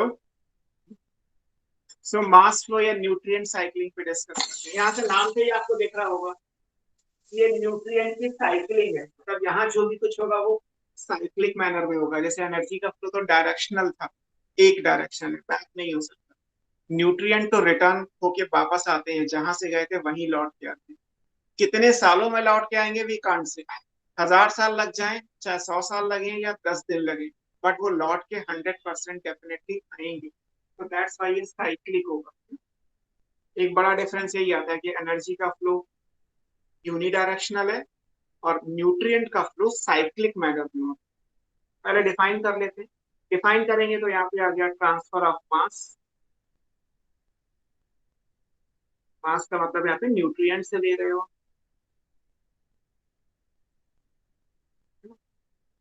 अब पहली चीज, ये न्यूट्रिएंट्स होते कहाँ पे हैं? न्यूट्रिएंट्स यूजुअली रॉ मटेरियल की फॉर्म में होते हैं, उनके रिजर्वायर में। न्यूट्रिएंट के रिजर्वायर क्या होते हैं? 11th में आपने कहीं लिखा था soil act as a reservoir. अगर टेरेस्ट्रियल प्लांट है तो वो न्यूट्रिएंट कहाँ से लेते हैं? सॉइल से लेते हैं। अगर एक्वेटिक प्लांट है तो न्यूट्रिएंट कहाँ से लेंगे? वाटर से लेंगे। अगर एरियल प्लांट है तो न्यूट्रिएंट कहाँ से लेंगे? एयर से लेंगे। तीन ही हो सकते हैं। सो ट्रांसफर ऑफ मास यानी न्यूट्रिएंट कहाँ से होंगे? फ्रॉम देयर रिजर्वायर, जहां वो इकट्ठा होते हैं। रिजर्वायर क्या है? सॉइल हो सकता है, वाटर हो सकता है, एयर हो सकता है। तो the producer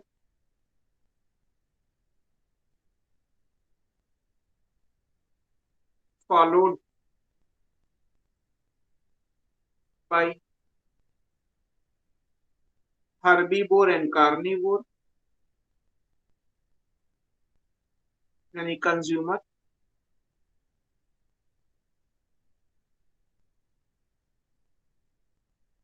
and they return back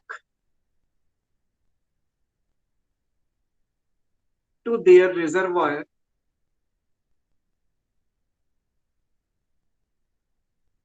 after the decomposition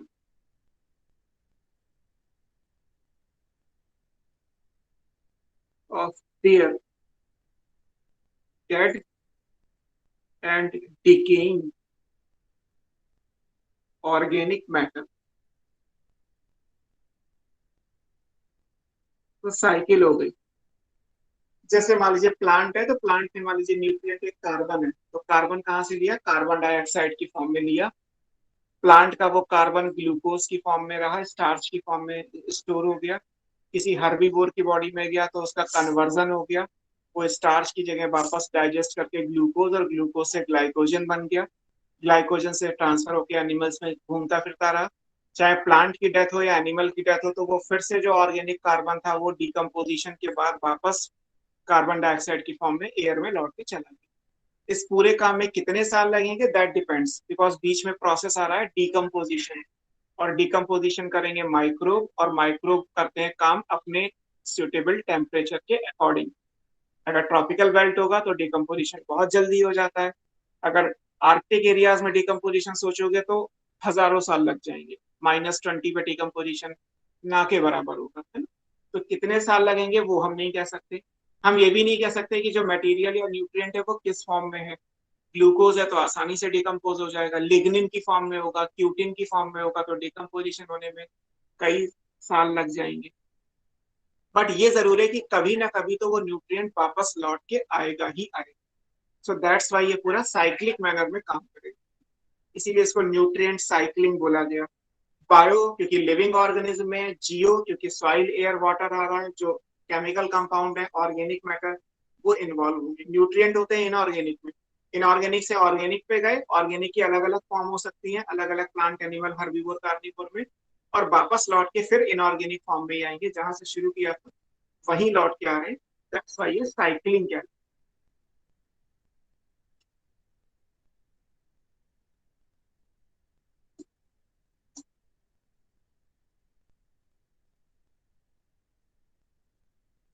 ठीक है, और प्रॉपर्टी के हिसाब से यहाँ पे इंपॉर्टेंट चीज क्या आएगी कि जो न्यूट्रिएंट है वो साइक्लिक मैनर में होगा।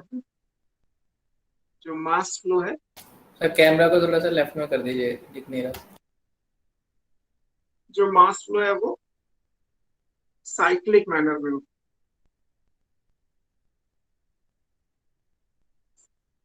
साइकिल की फॉर्म में मास फ्लो, पहली चीज तो ये है। अब हर एक न्यूट्रिएंट की साइकिलिंग है, जैसे आप याद करो तो मिनरल न्यूट्रिशन में आपने 17 न्यूट्रिएंट्स पढ़े। सो हर एक न्यूट्रिएंट की साइकिलिंग होती है। Carbon, hydrogen, oxygen, nitrogen, phosphorus, potassium, sulphur, calcium, magnesium और फिर बाकी सारे माइक्रो न्यूट्रिएंट्स, सबकी साइकिलिंग है। अब जो भी न्यूट्रिएंट है वो नेचर में किस स्टेट में है, वो गैस की स्टेट में है, वो आयन की स्टेट में है, तो उस बेस पे इसको अलग अलग तरीके से डिवाइड किया गया। तो जो न्यूट्रिएंट साइक्लिंग है ये दो टाइप की होती है। एक कहलाता है गैसियस साइकिल, यानी जो रिजर्वायर में न्यूट्रिएंट होगा वो गैस स्टेट में होगा, so that is called gaseous cycle. जैसे इसमें आप कार्बन साइकिल पढ़ोगे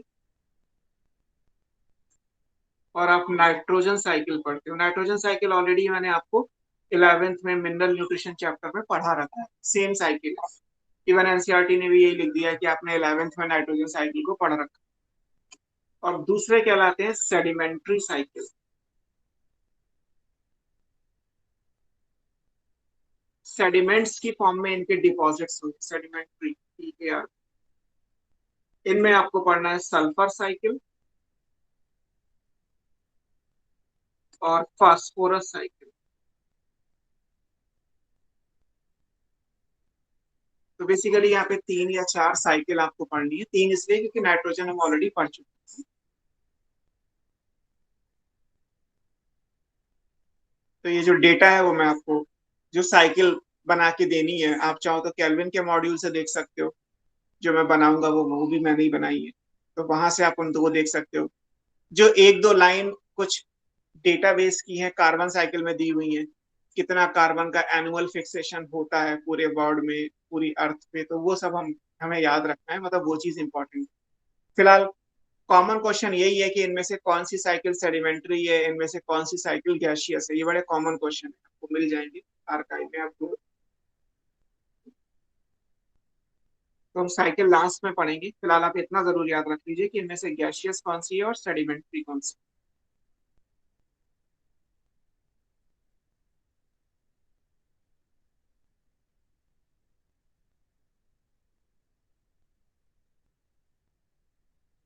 अब इसके बाद चीजें आती हैं, दो और हमें चीजें पढ़नी है, प्रोडक्टिविटी और डीकम्पोजिशन। एक एक करके देखते हैं। Next, productivity. प्रोडक्टिविटी आपकी बुक में स्टार्टिंग में ही दे रखा है।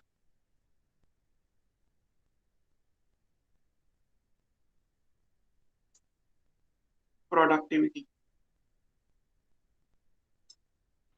सर हाँ बेटा। सर एयर के थ्रू कैसे न्यूट्रिएंट का ट्रांसफर होता है? अब जैसे एरियल प्लांट्स पढ़ाए थे आपको, कभी याद हो तो आपने एपीफाइट्स पढ़े थे, उनमें एरियल या हैंगिंग रूट्स थी। तो जो न्यूट्रिएंट्स लिया जा रहा है वो एयर में जो प्रेजेंट है वही तो लिया जा रहा है। एयर में भी कार्बन होती ही है, एयर में भी नाइट्रोजन प्रेजेंट है। नाइट्रोजन को कन्वर्ट करके आयन बनाए जाएंगे, बट एरियल प्लांट्स के लिए वो जो भी एब्जॉर्ब करते हैं वो एटमॉस्फेयर जो सराउंडिंग है वहीं से एब्जॉर्ब करते हैं। कुछ प्लांट एरियल भी तो होते हैं, जैसे एपीफाइट्स पढ़ाए थे वो एरियल प्लांट्स होते हैं।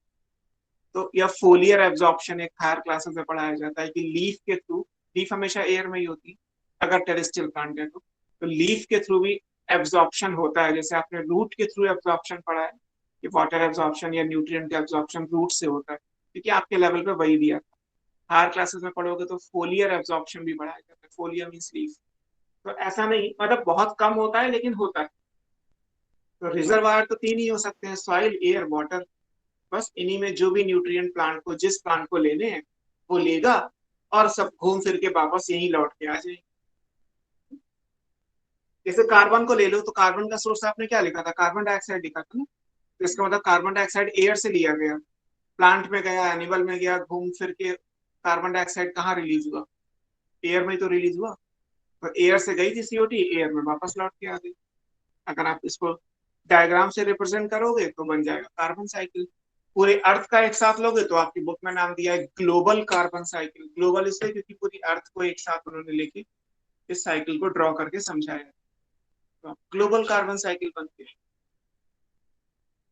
अब यही कार्बन मान लीजिए अगर डिसॉल्व स्टेट में होती एक्वेटिक प्लांट्स के लिए, तो CO2 गैस फॉर्म में नहीं होगी, फिर CO2 किस फॉर्म में होगी, HCO3 नेगेटिव बाइकार्बोनेट आयन की फॉर्म में होगी, जिसको आप डिसॉल्व कार्बन डाइऑक्साइड बोलते हैं।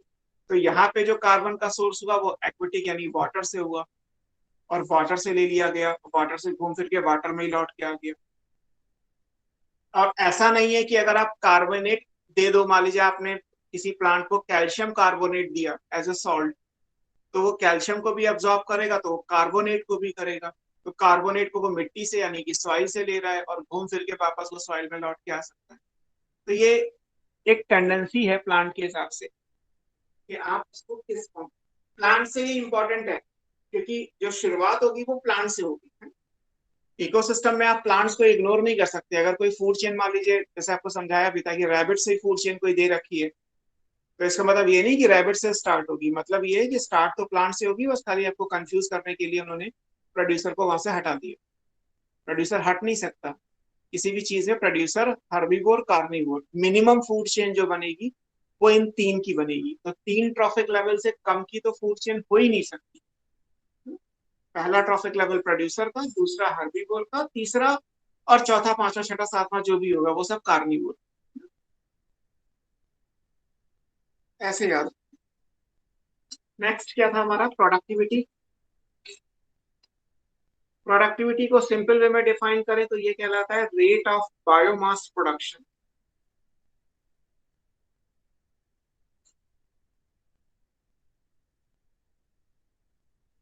रेट ऑफ बायोमास प्रोडक्शन, बहुत सिंपल डेफिनेशन है, छोटी सी। रेट है तो यानी कि per unit time, per unit area. आप किसी भी चीज में रेट निकालते हैं तो with respect to time calculate करते हैं। तो बायोमास भी कितना प्रोड्यूस हो रहा है, प्लांट प्रोड्यूस करे एनिमल करे, तो वो रेट ऑफ बायोमास प्रोडक्शन कहलाएगा। अब जो भी मास है, जैसे फिजिक्स का कॉन्सेप्ट है कि मास और एनर्जी, कोई भी पार्टिकल दो ही स्टेट में एग्जिस्ट करता है। या तो आप ये कहिए कि 1 किलो पालक से आपको एनर्जी मिल रही है तो 1 किलो यानी उसका मास हो गया, या आपने पालक खा ली और कहा कि मुझे इस पालक से इतनी किलो कैलोरी एनर्जी मिल रही है, तो आप उसी फिगर को एनर्जी में भी पढ़ सकते हो, उसी चीज को आप मास में भी पढ़ सकते हो।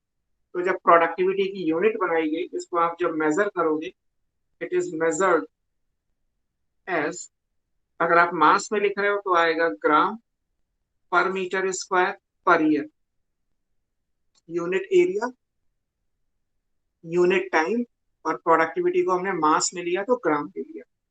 अगर एनर्जी में करना चाहें तो kilo calorie per metre square per year, unit area, unit time और एनर्जी की फॉर्म में मेजर कर।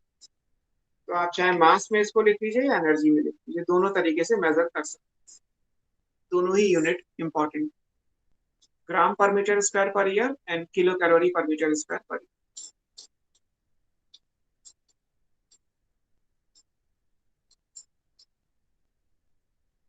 किलो कैलोरी हम बार बार यूज कर रहे हैं क्योंकि बुक्स में लिखा हुआ है, आप जूल में भी कर सकते हो, और जूल और कैलोरी का कन्वर्जन ऑलरेडी आप केमिस्ट्री में पढ़ते हो, तो वो मुझे पढ़ाने की जरूरत नहीं है।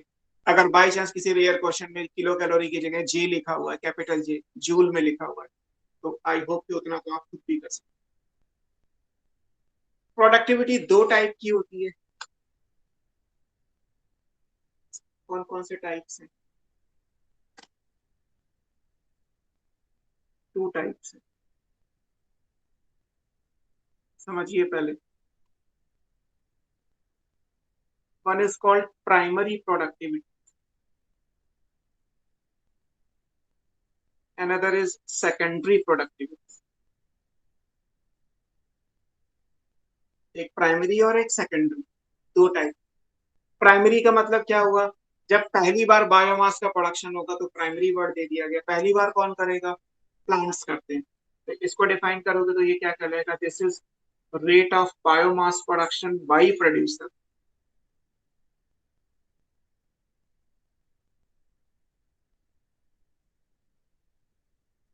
प्रोड्यूसर्स जितना बायोमास प्रोड्यूस करेंगे पर यूनिट एरिया, पर यूनिट टाइम, वो क्या बन जाएगा, प्राइमरी प्रोडक्टिविटी। ऐसे ही सेकेंडरी का मतलब क्या है? Rate of biomass production by consumer.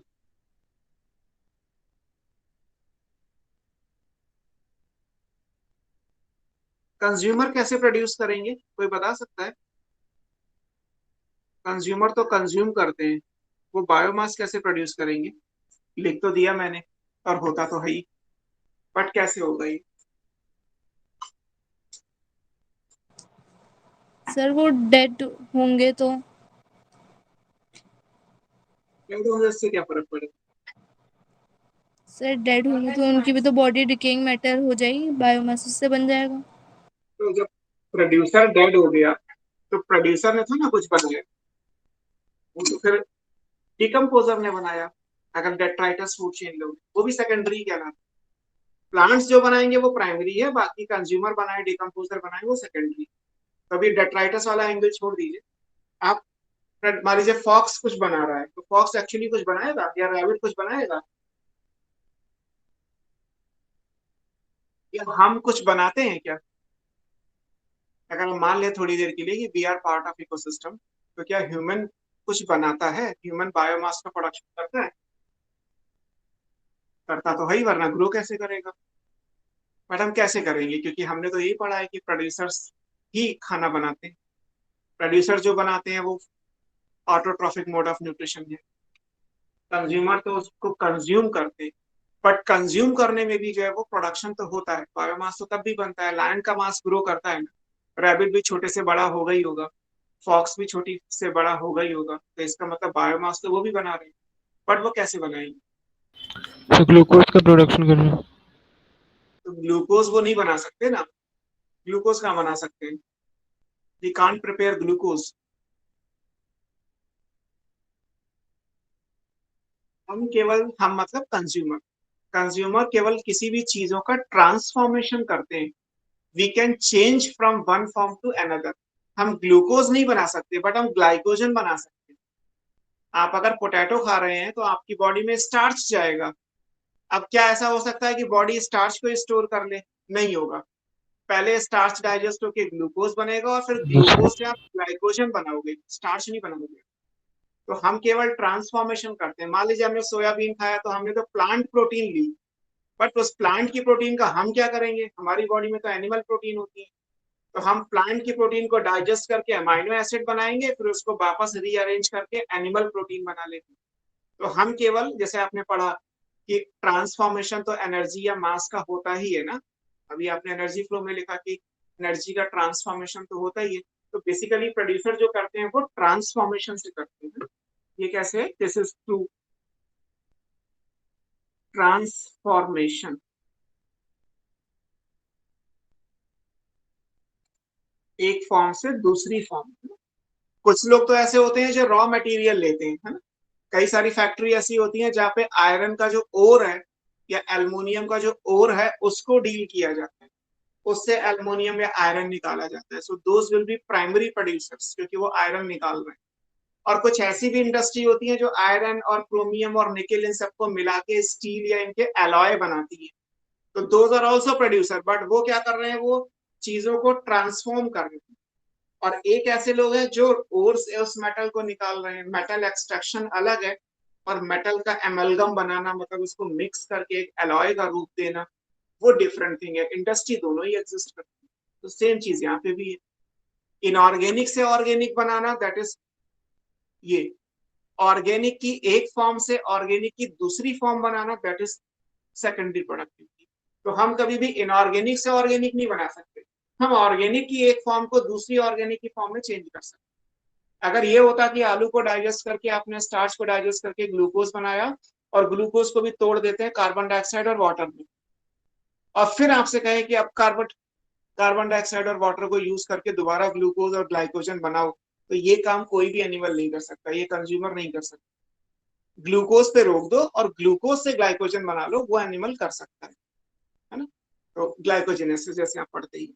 तो सेकेंडरी प्रोडक्टिविटी होती है ट्रांसफॉर्मेशन ऑफ ऑर्गेनिक कंपाउंड्स, है ना, या ऑर्गेनिक से ऑर्गेनिक है। यहाँ पे आपको पढ़ा ही था फोटोसिंथेसिस, इनऑर्गेनिक से ऑर्गेनिक चीज होते जाते। अब प्राइमरी प्रोडक्टिविटी भी दो टाइप की है। This is again of two types. क्या कहलाते हैं? एक होता है नेट प्राइमरी प्रोडक्टिविटी, इसको लिखते हैं एनपीपी, और एक होता है ग्रॉस प्राइमरी प्रोडक्टिविटी, इसको लिखते हैं जीपीपी। एनपीपी और जीपीपी। एनपीपी क्या है, इसको डिफाइन करेंगे तो ये बन गया rate of biomass production by producer through photosynthesis, और अगर बैक्टीरिया है तो कीमोसिंथेसिस। छोटी छोटी चीजें हैं बट कंफ्यूज नहीं होना है। कोई फोटोसिंथेटिक बैक्टीरिया है या कोई कीमोसिंथेटिक बैक्टीरिया है तो वो जितना भी बना रहा है, डायरेक्टली CO2 से ग्लूकोज बनाने का जो प्लांट का तरीका है, फोटोसिंथेसिस का डायरेक्ट पर्पस, वो कहलाता है नेट प्राइमरी प्रोडक्टिविटी।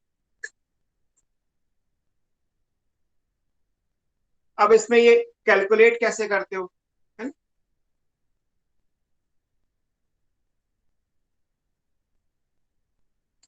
मान लीजिए जब प्लांट कोई चीज बना रहा है तो प्लांट भी तो एक ऑर्गेनिज्म है।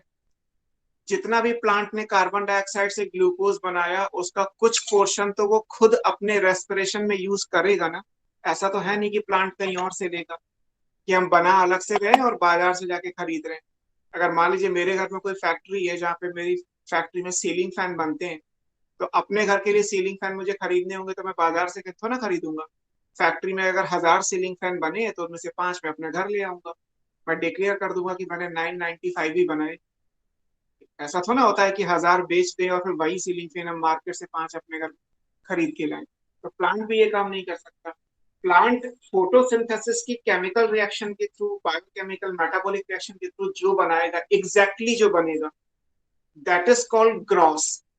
और उस ग्रॉस में से जब वो अपने रेस्पिरेशन में यूज होने वाले ग्लूकोज को हटा देगा तो जो बचेगा दैट विल बी नेट, है ना। जैसे होता है, अभी फादर से पूछिए कि ग्रॉस सैलरी कितनी होती है और नेट सैलरी कितनी होती है। तो ग्रॉस वो होती है जो कंपनी के हिसाब से हमें मिलती है, कि मुझे 10,000 रुपये महीने मिल रहे हैं, बट पता चला कि एक्चुअली मेरे अकाउंट में कितनी आ रही है, 8,500। फिर वो 1,500 कहाँ गई, पता चला उसमें PF कट गया या उसमें टैक्स कट गया, एंड लाइक दिस, इस तरीके से डिडक्शंस हो ही जाते हैं।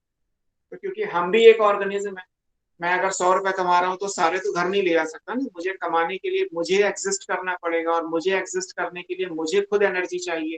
तो एनर्जी कहाँ से आएगी? उन्हीं पैसों से तो कुछ खाना खरीद के खाऊंगा तभी तो एनर्जी आएगी। तो एक्चुअली जो घर तक पहुंचा वो डेफिनेटली 100 रुपए नहीं पहुंचेगा, वो 80 या 70 रुपए ही पहुंचेगी। तो यही फर्क आता है ग्रॉस और नेट का। एज ए फोटोसिंथेसिस, आपको मैंने फोटोसिंथेसिस खुद ही पढ़ाया था, तो वहां पे आपने लिखा था प्राइमरी फोटोसिंथेट, जो ग्लूकोज बनता है। तो जितना 100% प्राइमरी फोटोसिंथेसिस के थ्रू ग्लूकोज बना, दैट इज ग्रॉस। उसमें से रेस्पिरेशन में यूज होने वाला ऑर्गेनिक मटेरियल जब डिडक्ट कर दोगे तो वो निकल के आएगा जिससे प्लांट की ग्रोथ होती है, या वो निकल के आएगा जो अगले ट्रॉफिक लेवल के लिए अवेलेबल होता है, तो वो कहलाता है नेट। तो ये हुआ rate of biomass production by producer through photosynthesis after deduction of respiration या रेस्पिरेटरी लॉस। और अगर हम ये ना लिखते तो यहाँ की आ जाती, this is rate of biomass production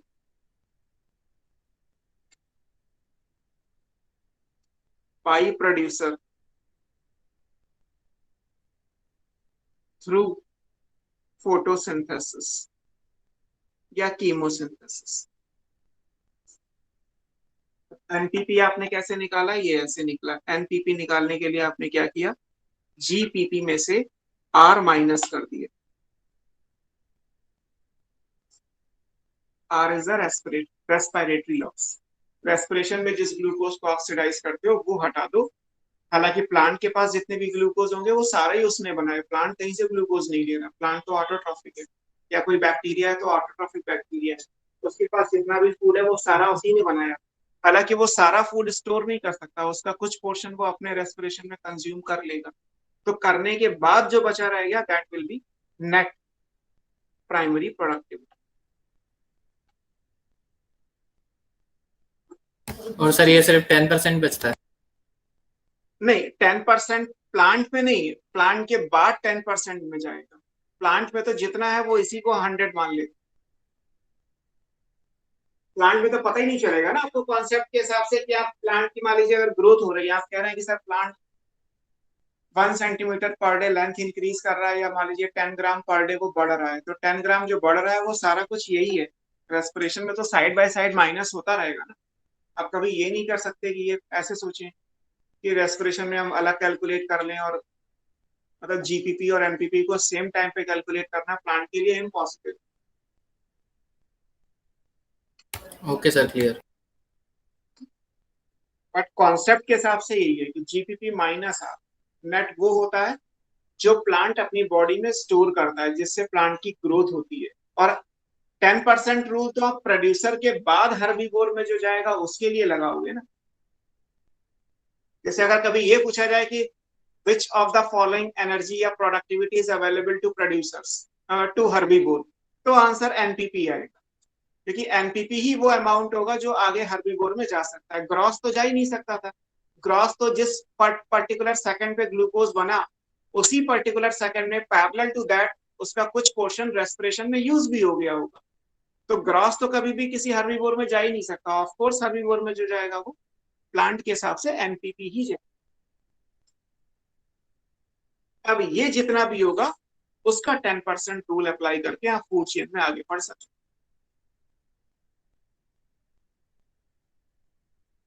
10% किस पे अप्लाई होगा सर? प्रोड्यूसर ऑनवर्ड, मतलब हर्बीवोर में, और हर्बीवोर से कार्निवोर 1 और कार्निवोर 2 एंड सो ऑन। तो सर अगर उसके पास पूरी 100% नहीं बची हो नेट में तो फिर एक्चुअली आप इसको ऐसे समझो कि आप जहां से फूड चेन स्टार्ट कर रहे हो वही आपका 100% है, ऑल्दो वो 100 है नहीं। जैसे वेइंग मशीन होती है ना, हम उसी को 0 सेट कर देते हैं, मतलब हम उसे नेग्लिजिबल मान लेते हैं। तो हम यही मान के चल रहे हैं कि प्लांट ने एनपीपी ही बनाया, ऑल्दो द फैक्ट इज कि प्लांट ने जीपीपी बनाया था। रेस्पिरेशन में इसमें कुछ पोर्शन यूज हो गया, लेकिन हम क्योंकि वो अलग अलग कैलकुलेट नहीं कर सकते, इसलिए हम यही मान लेते हैं कि प्लांट ने जो बनाया वो नेट बनाया, और इस नेट के हिसाब से आगे आप ट्रांसफर कर दीजिए हर्बीवोर में, और हर्बीवोर से कार्निवोर में, कार्निवोर से टॉप कर। Okay sir, clear.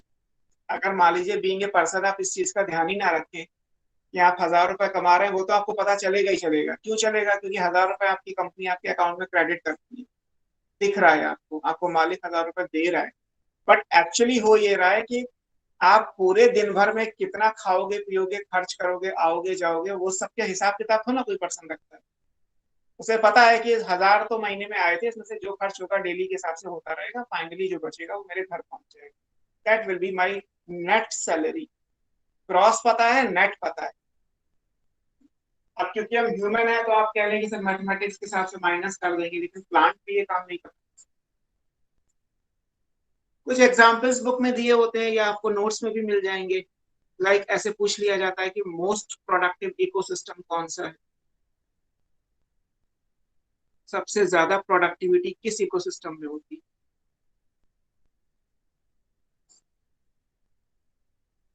अब वैसे तो इसका आंसर आएगा मैरीन इकोसिस्टम। एक एस्चुरी भी होती है, पहले ये सीरीज में एस्चुरी वो जगह होती है जहाँ पे फ्रेश वाटर रिवर किसी मैरीन वाटर वाले सी या ओशियन में गिरती है। आपने ज्योग्राफी में कहीं पढ़ा होगा, जब नदी किसी सागर में मिलती है तो वहां एस्चुरी बनती है। तो एस्चुरीज की प्रोडक्टिविटी सबसे ज्यादा होती है। अगर एस्चुरी ऑप्शन में नहीं दे रखा है तो फिर आप मैरीन इकोसिस्टम लेंगे।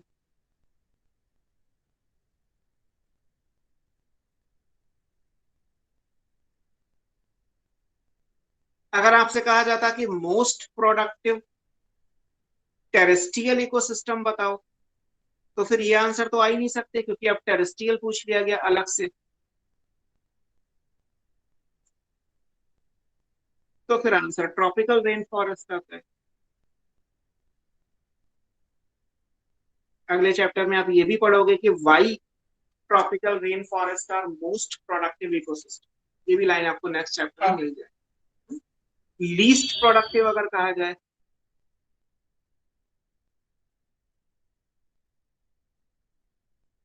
तो डेजर्ट आंसर आ जाते हैं। डेजर्ट्स की प्रोडक्टिविटी बहुत कम होती है। अगर मॉडरेट प्रोडक्टिव कहा जाए, ठीक ठाक, ना बहुत ज्यादा ना कम, मॉडरेट प्रोडक्टिव इकोसिस्टम, तो इसमें एग्रो इकोसिस्टम आते हैं, जो एग्रीकल्चर वाली लैंड होती है। हालांकि एग्रो इकोसिस्टम मैन मेड है, बट पूछ लिया गया कि मॉडरेट प्रोडक्टिविटी किसकी होती है, तो एग्रीकल्चर या क्रॉप फील्ड जो होती है, जहाँ खेती की जाती है, उनकी प्रोडक्टिविटी ठीक ठाक होती है, ना कम होती है ना ज्यादा। सर और ग्रास सर ये हाँ, सर बोलो बेटा। ग्रासलैंड किस में आएगा? ग्रासलैंड टेरेस्ट्रियल है, लेकिन उसकी प्रोडक्टिविटी कम है, ट्रॉपिकल की ज्यादा है। हमने मोस्ट प्रोडक्टिव ट्रॉपिकल सर वो मॉडरेट में नहीं आ सकता ग्रासलैंड? नहीं, ग्रासलैंड की तो ज्यादा ही होती है, मॉडरेट में तो एग्रो इकोसिस्टम ही आता okay sir. Sir most productive में मरीन इकोसिस्टम में कैसे आ गया? है। मैरीन मतलब ओशियन इकोसिस्टम, ओशियन सर ये ओशियन। कैसे कैसे आया? बेटा ये तो मेजर करोगे आप पर यूनिट बेस पे, जैसे आपने लिखा कि एक साल में 1 मीटर स्क्वायर एरिया लेना है और उसमें जितने भी ऑर्गेनिज्म है उससे मिलने वाली ग्राम या एनर्जी किलो कैलोरी में लेनी है। फिर आप इसके डेटा कलेक्ट करोगे, एवरेज निकालोगे, तब ये सब कैलकुलेट होगा। ये तो याद रखने वाले question, okay sir. Just to learn, है ना। अगर डेटा भी दे रखा है इनका, कुछ वैल्यूज भी दे रखे होंगे कैलोरी के मॉड्यूल में, तो वो वैल्यूज भी बस आपको याद करनी है सीधे सीधे। It is like 20,000 kilo calorie per metre square per year. या डेजर्ट की अगर आप देखोगे तो 2,000 किलो कैलोरी से भी कम होती है। और जितने डेजर्ट रेयर हैं, लाइक जिन्हें ट्रू डेजर्ट बोलते हैं, जैसे सहारा का डेजर्ट है, नामीबिया का डेजर्ट है, इंडिया में थार यानी राजस्थान में जो डेजर्ट है, उनकी प्रोडक्टिविटी तो 300 से 400 किलो कैलोरी ही होती है। तो वो तो मतलब डेजर्ट में भी एक्सट्रीम डेजर्ट आते हैं, ट्रू डेजर्ट आते हैं, मॉडरेट डेजर्ट आते हैं। उतना कभी पूछा नहीं गया आपसे, पूछा सिर्फ यही जाएगा कि मोस्ट प्रोडक्टिव क्या है, लीस्ट प्रोडक्टिव क्या है। एक बार पूछ लिया गया कि एग्रीकल्चरल लैंड जो है वो किस टाइप के प्रोडक्टिव इकोसिस्टम में आती है, मोस्ट है, लीस्ट है, मॉडरेट है, तो बस वो बीच में आती है ऐसे।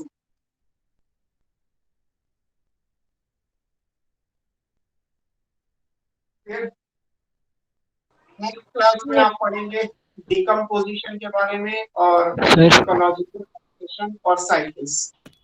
बोलो बेटा। सर रेपुटेशन की कुछ डाउट है, क्वेश्चन है, पूछ लो अभी। पूछो पूछो। सर ये NATH और FATH ये सब तो इलेक्ट्रॉन कैरियर थे ना? हाँ, इलेक्ट्रॉन प्रोटॉन दोनों ही कैरी करते हैं। H2 है ना दोनों में, तो इलेक्ट्रॉन भी होगा, प्रोटॉन भी होगा। ऑप्शंस के हिसाब से देख लो यस क्या सर। दिया होगा। सर इसमें क्वेश्चन ये था कि NAD+ क्या काम करता है? ये इलेक्ट्रॉन कैरियर है, इसका आंसर है। हाँ, NAD प्लस लिखा हुआ है ना, तो इलेक्ट्रॉन को ही तो कैरी करेगा। Okay sir. सर एक क्वेश्चन है, how many proton will be pump in? हम्म, किसमें पंप करने का हैं आंसर प्रोटॉन, है 20।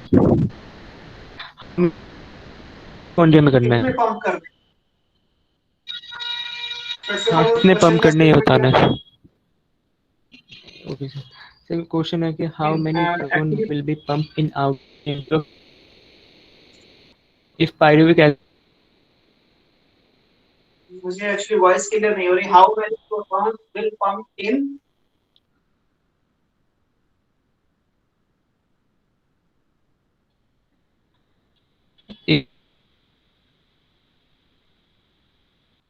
इस वाले क्वेश्चन अभी मुझे आगे का समझ में नहीं आ रहा। How many proton will pump in, किसमें पंप करने हैं?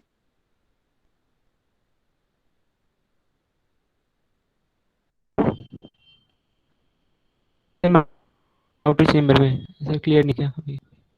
हाँ मतलब इस क्वेश्चन को मुझे उसको भेज दो, आप ग्रुप में डाल दो, चाहे तो टेलीग्राम पे कर दो या व्हाट्सएप पे कर दो, तो मैं देखता हूँ क्या है इस क्वेश्चन, पूरा पूरा क्वेश्चन डाल देना मुझे ये। Next question. सर ये बाद में डाल दूंगा थोड़ी देर बाद। हाँ और बाद में। हाँ ठीक है, कोई सर नेक्स्ट क्वेश्चन है कि हाँ, the respiratory quotient for a resting human adult is approximately 0.85 if he or she undertake violent exercise for 3 to 5 minutes. Massive respiratory quotient. आपकी वॉइस बहुत डिस्टर्बिंग सी हो रही है। खैर, आप अगर रेस्पिरेटरी क्वेश्चन मान लीजिए 0.85 के अराउंड आ रहा है, तो फैट ऑक्सीडाइज हो रहा होगा तभी आएगा। फैट का ऑप्शन देख लो, फैट का कोई देखिए ऑप्शन अगर निकल के आए, क्योंकि एक्सरसाइज करने क्वेश्चन के में ये पूछ पहले रहा है आपकी कि बॉडी को अगर फैट हम ऑक्सीडाइज होता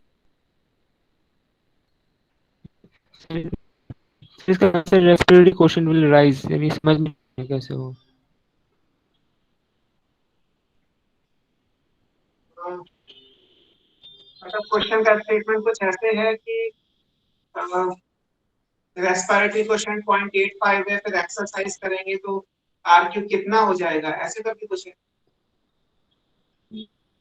तो आरक्यू राइज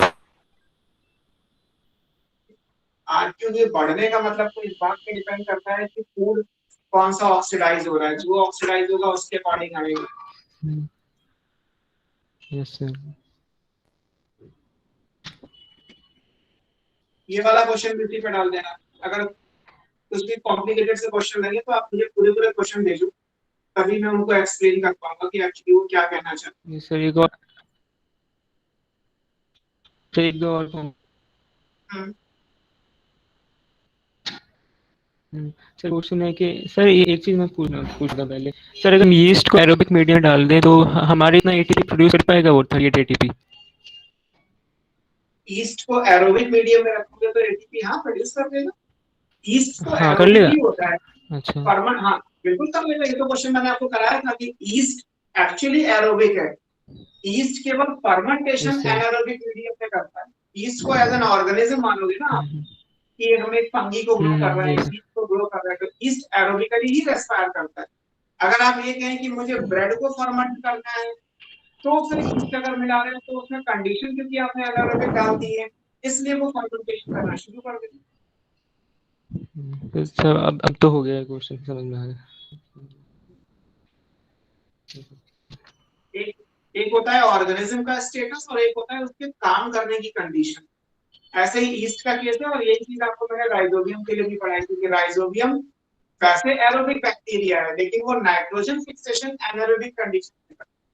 इसी तरीके से ईस्ट भी एरोबिक ऑर्गेनिज्म है, बट वो फर्मेंटेशन एनारोबिक कंडीशन में करेगा।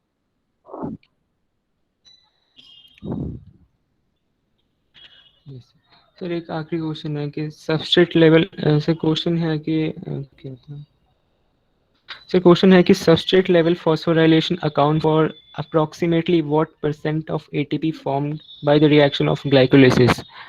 सर ग्लाइकोलिसिस में तो टोटल 8 एटीपी प्रोड्यूस होते हैं, 6 NADH2 से और 2 एटीपी से आ जाते हैं एटीपी।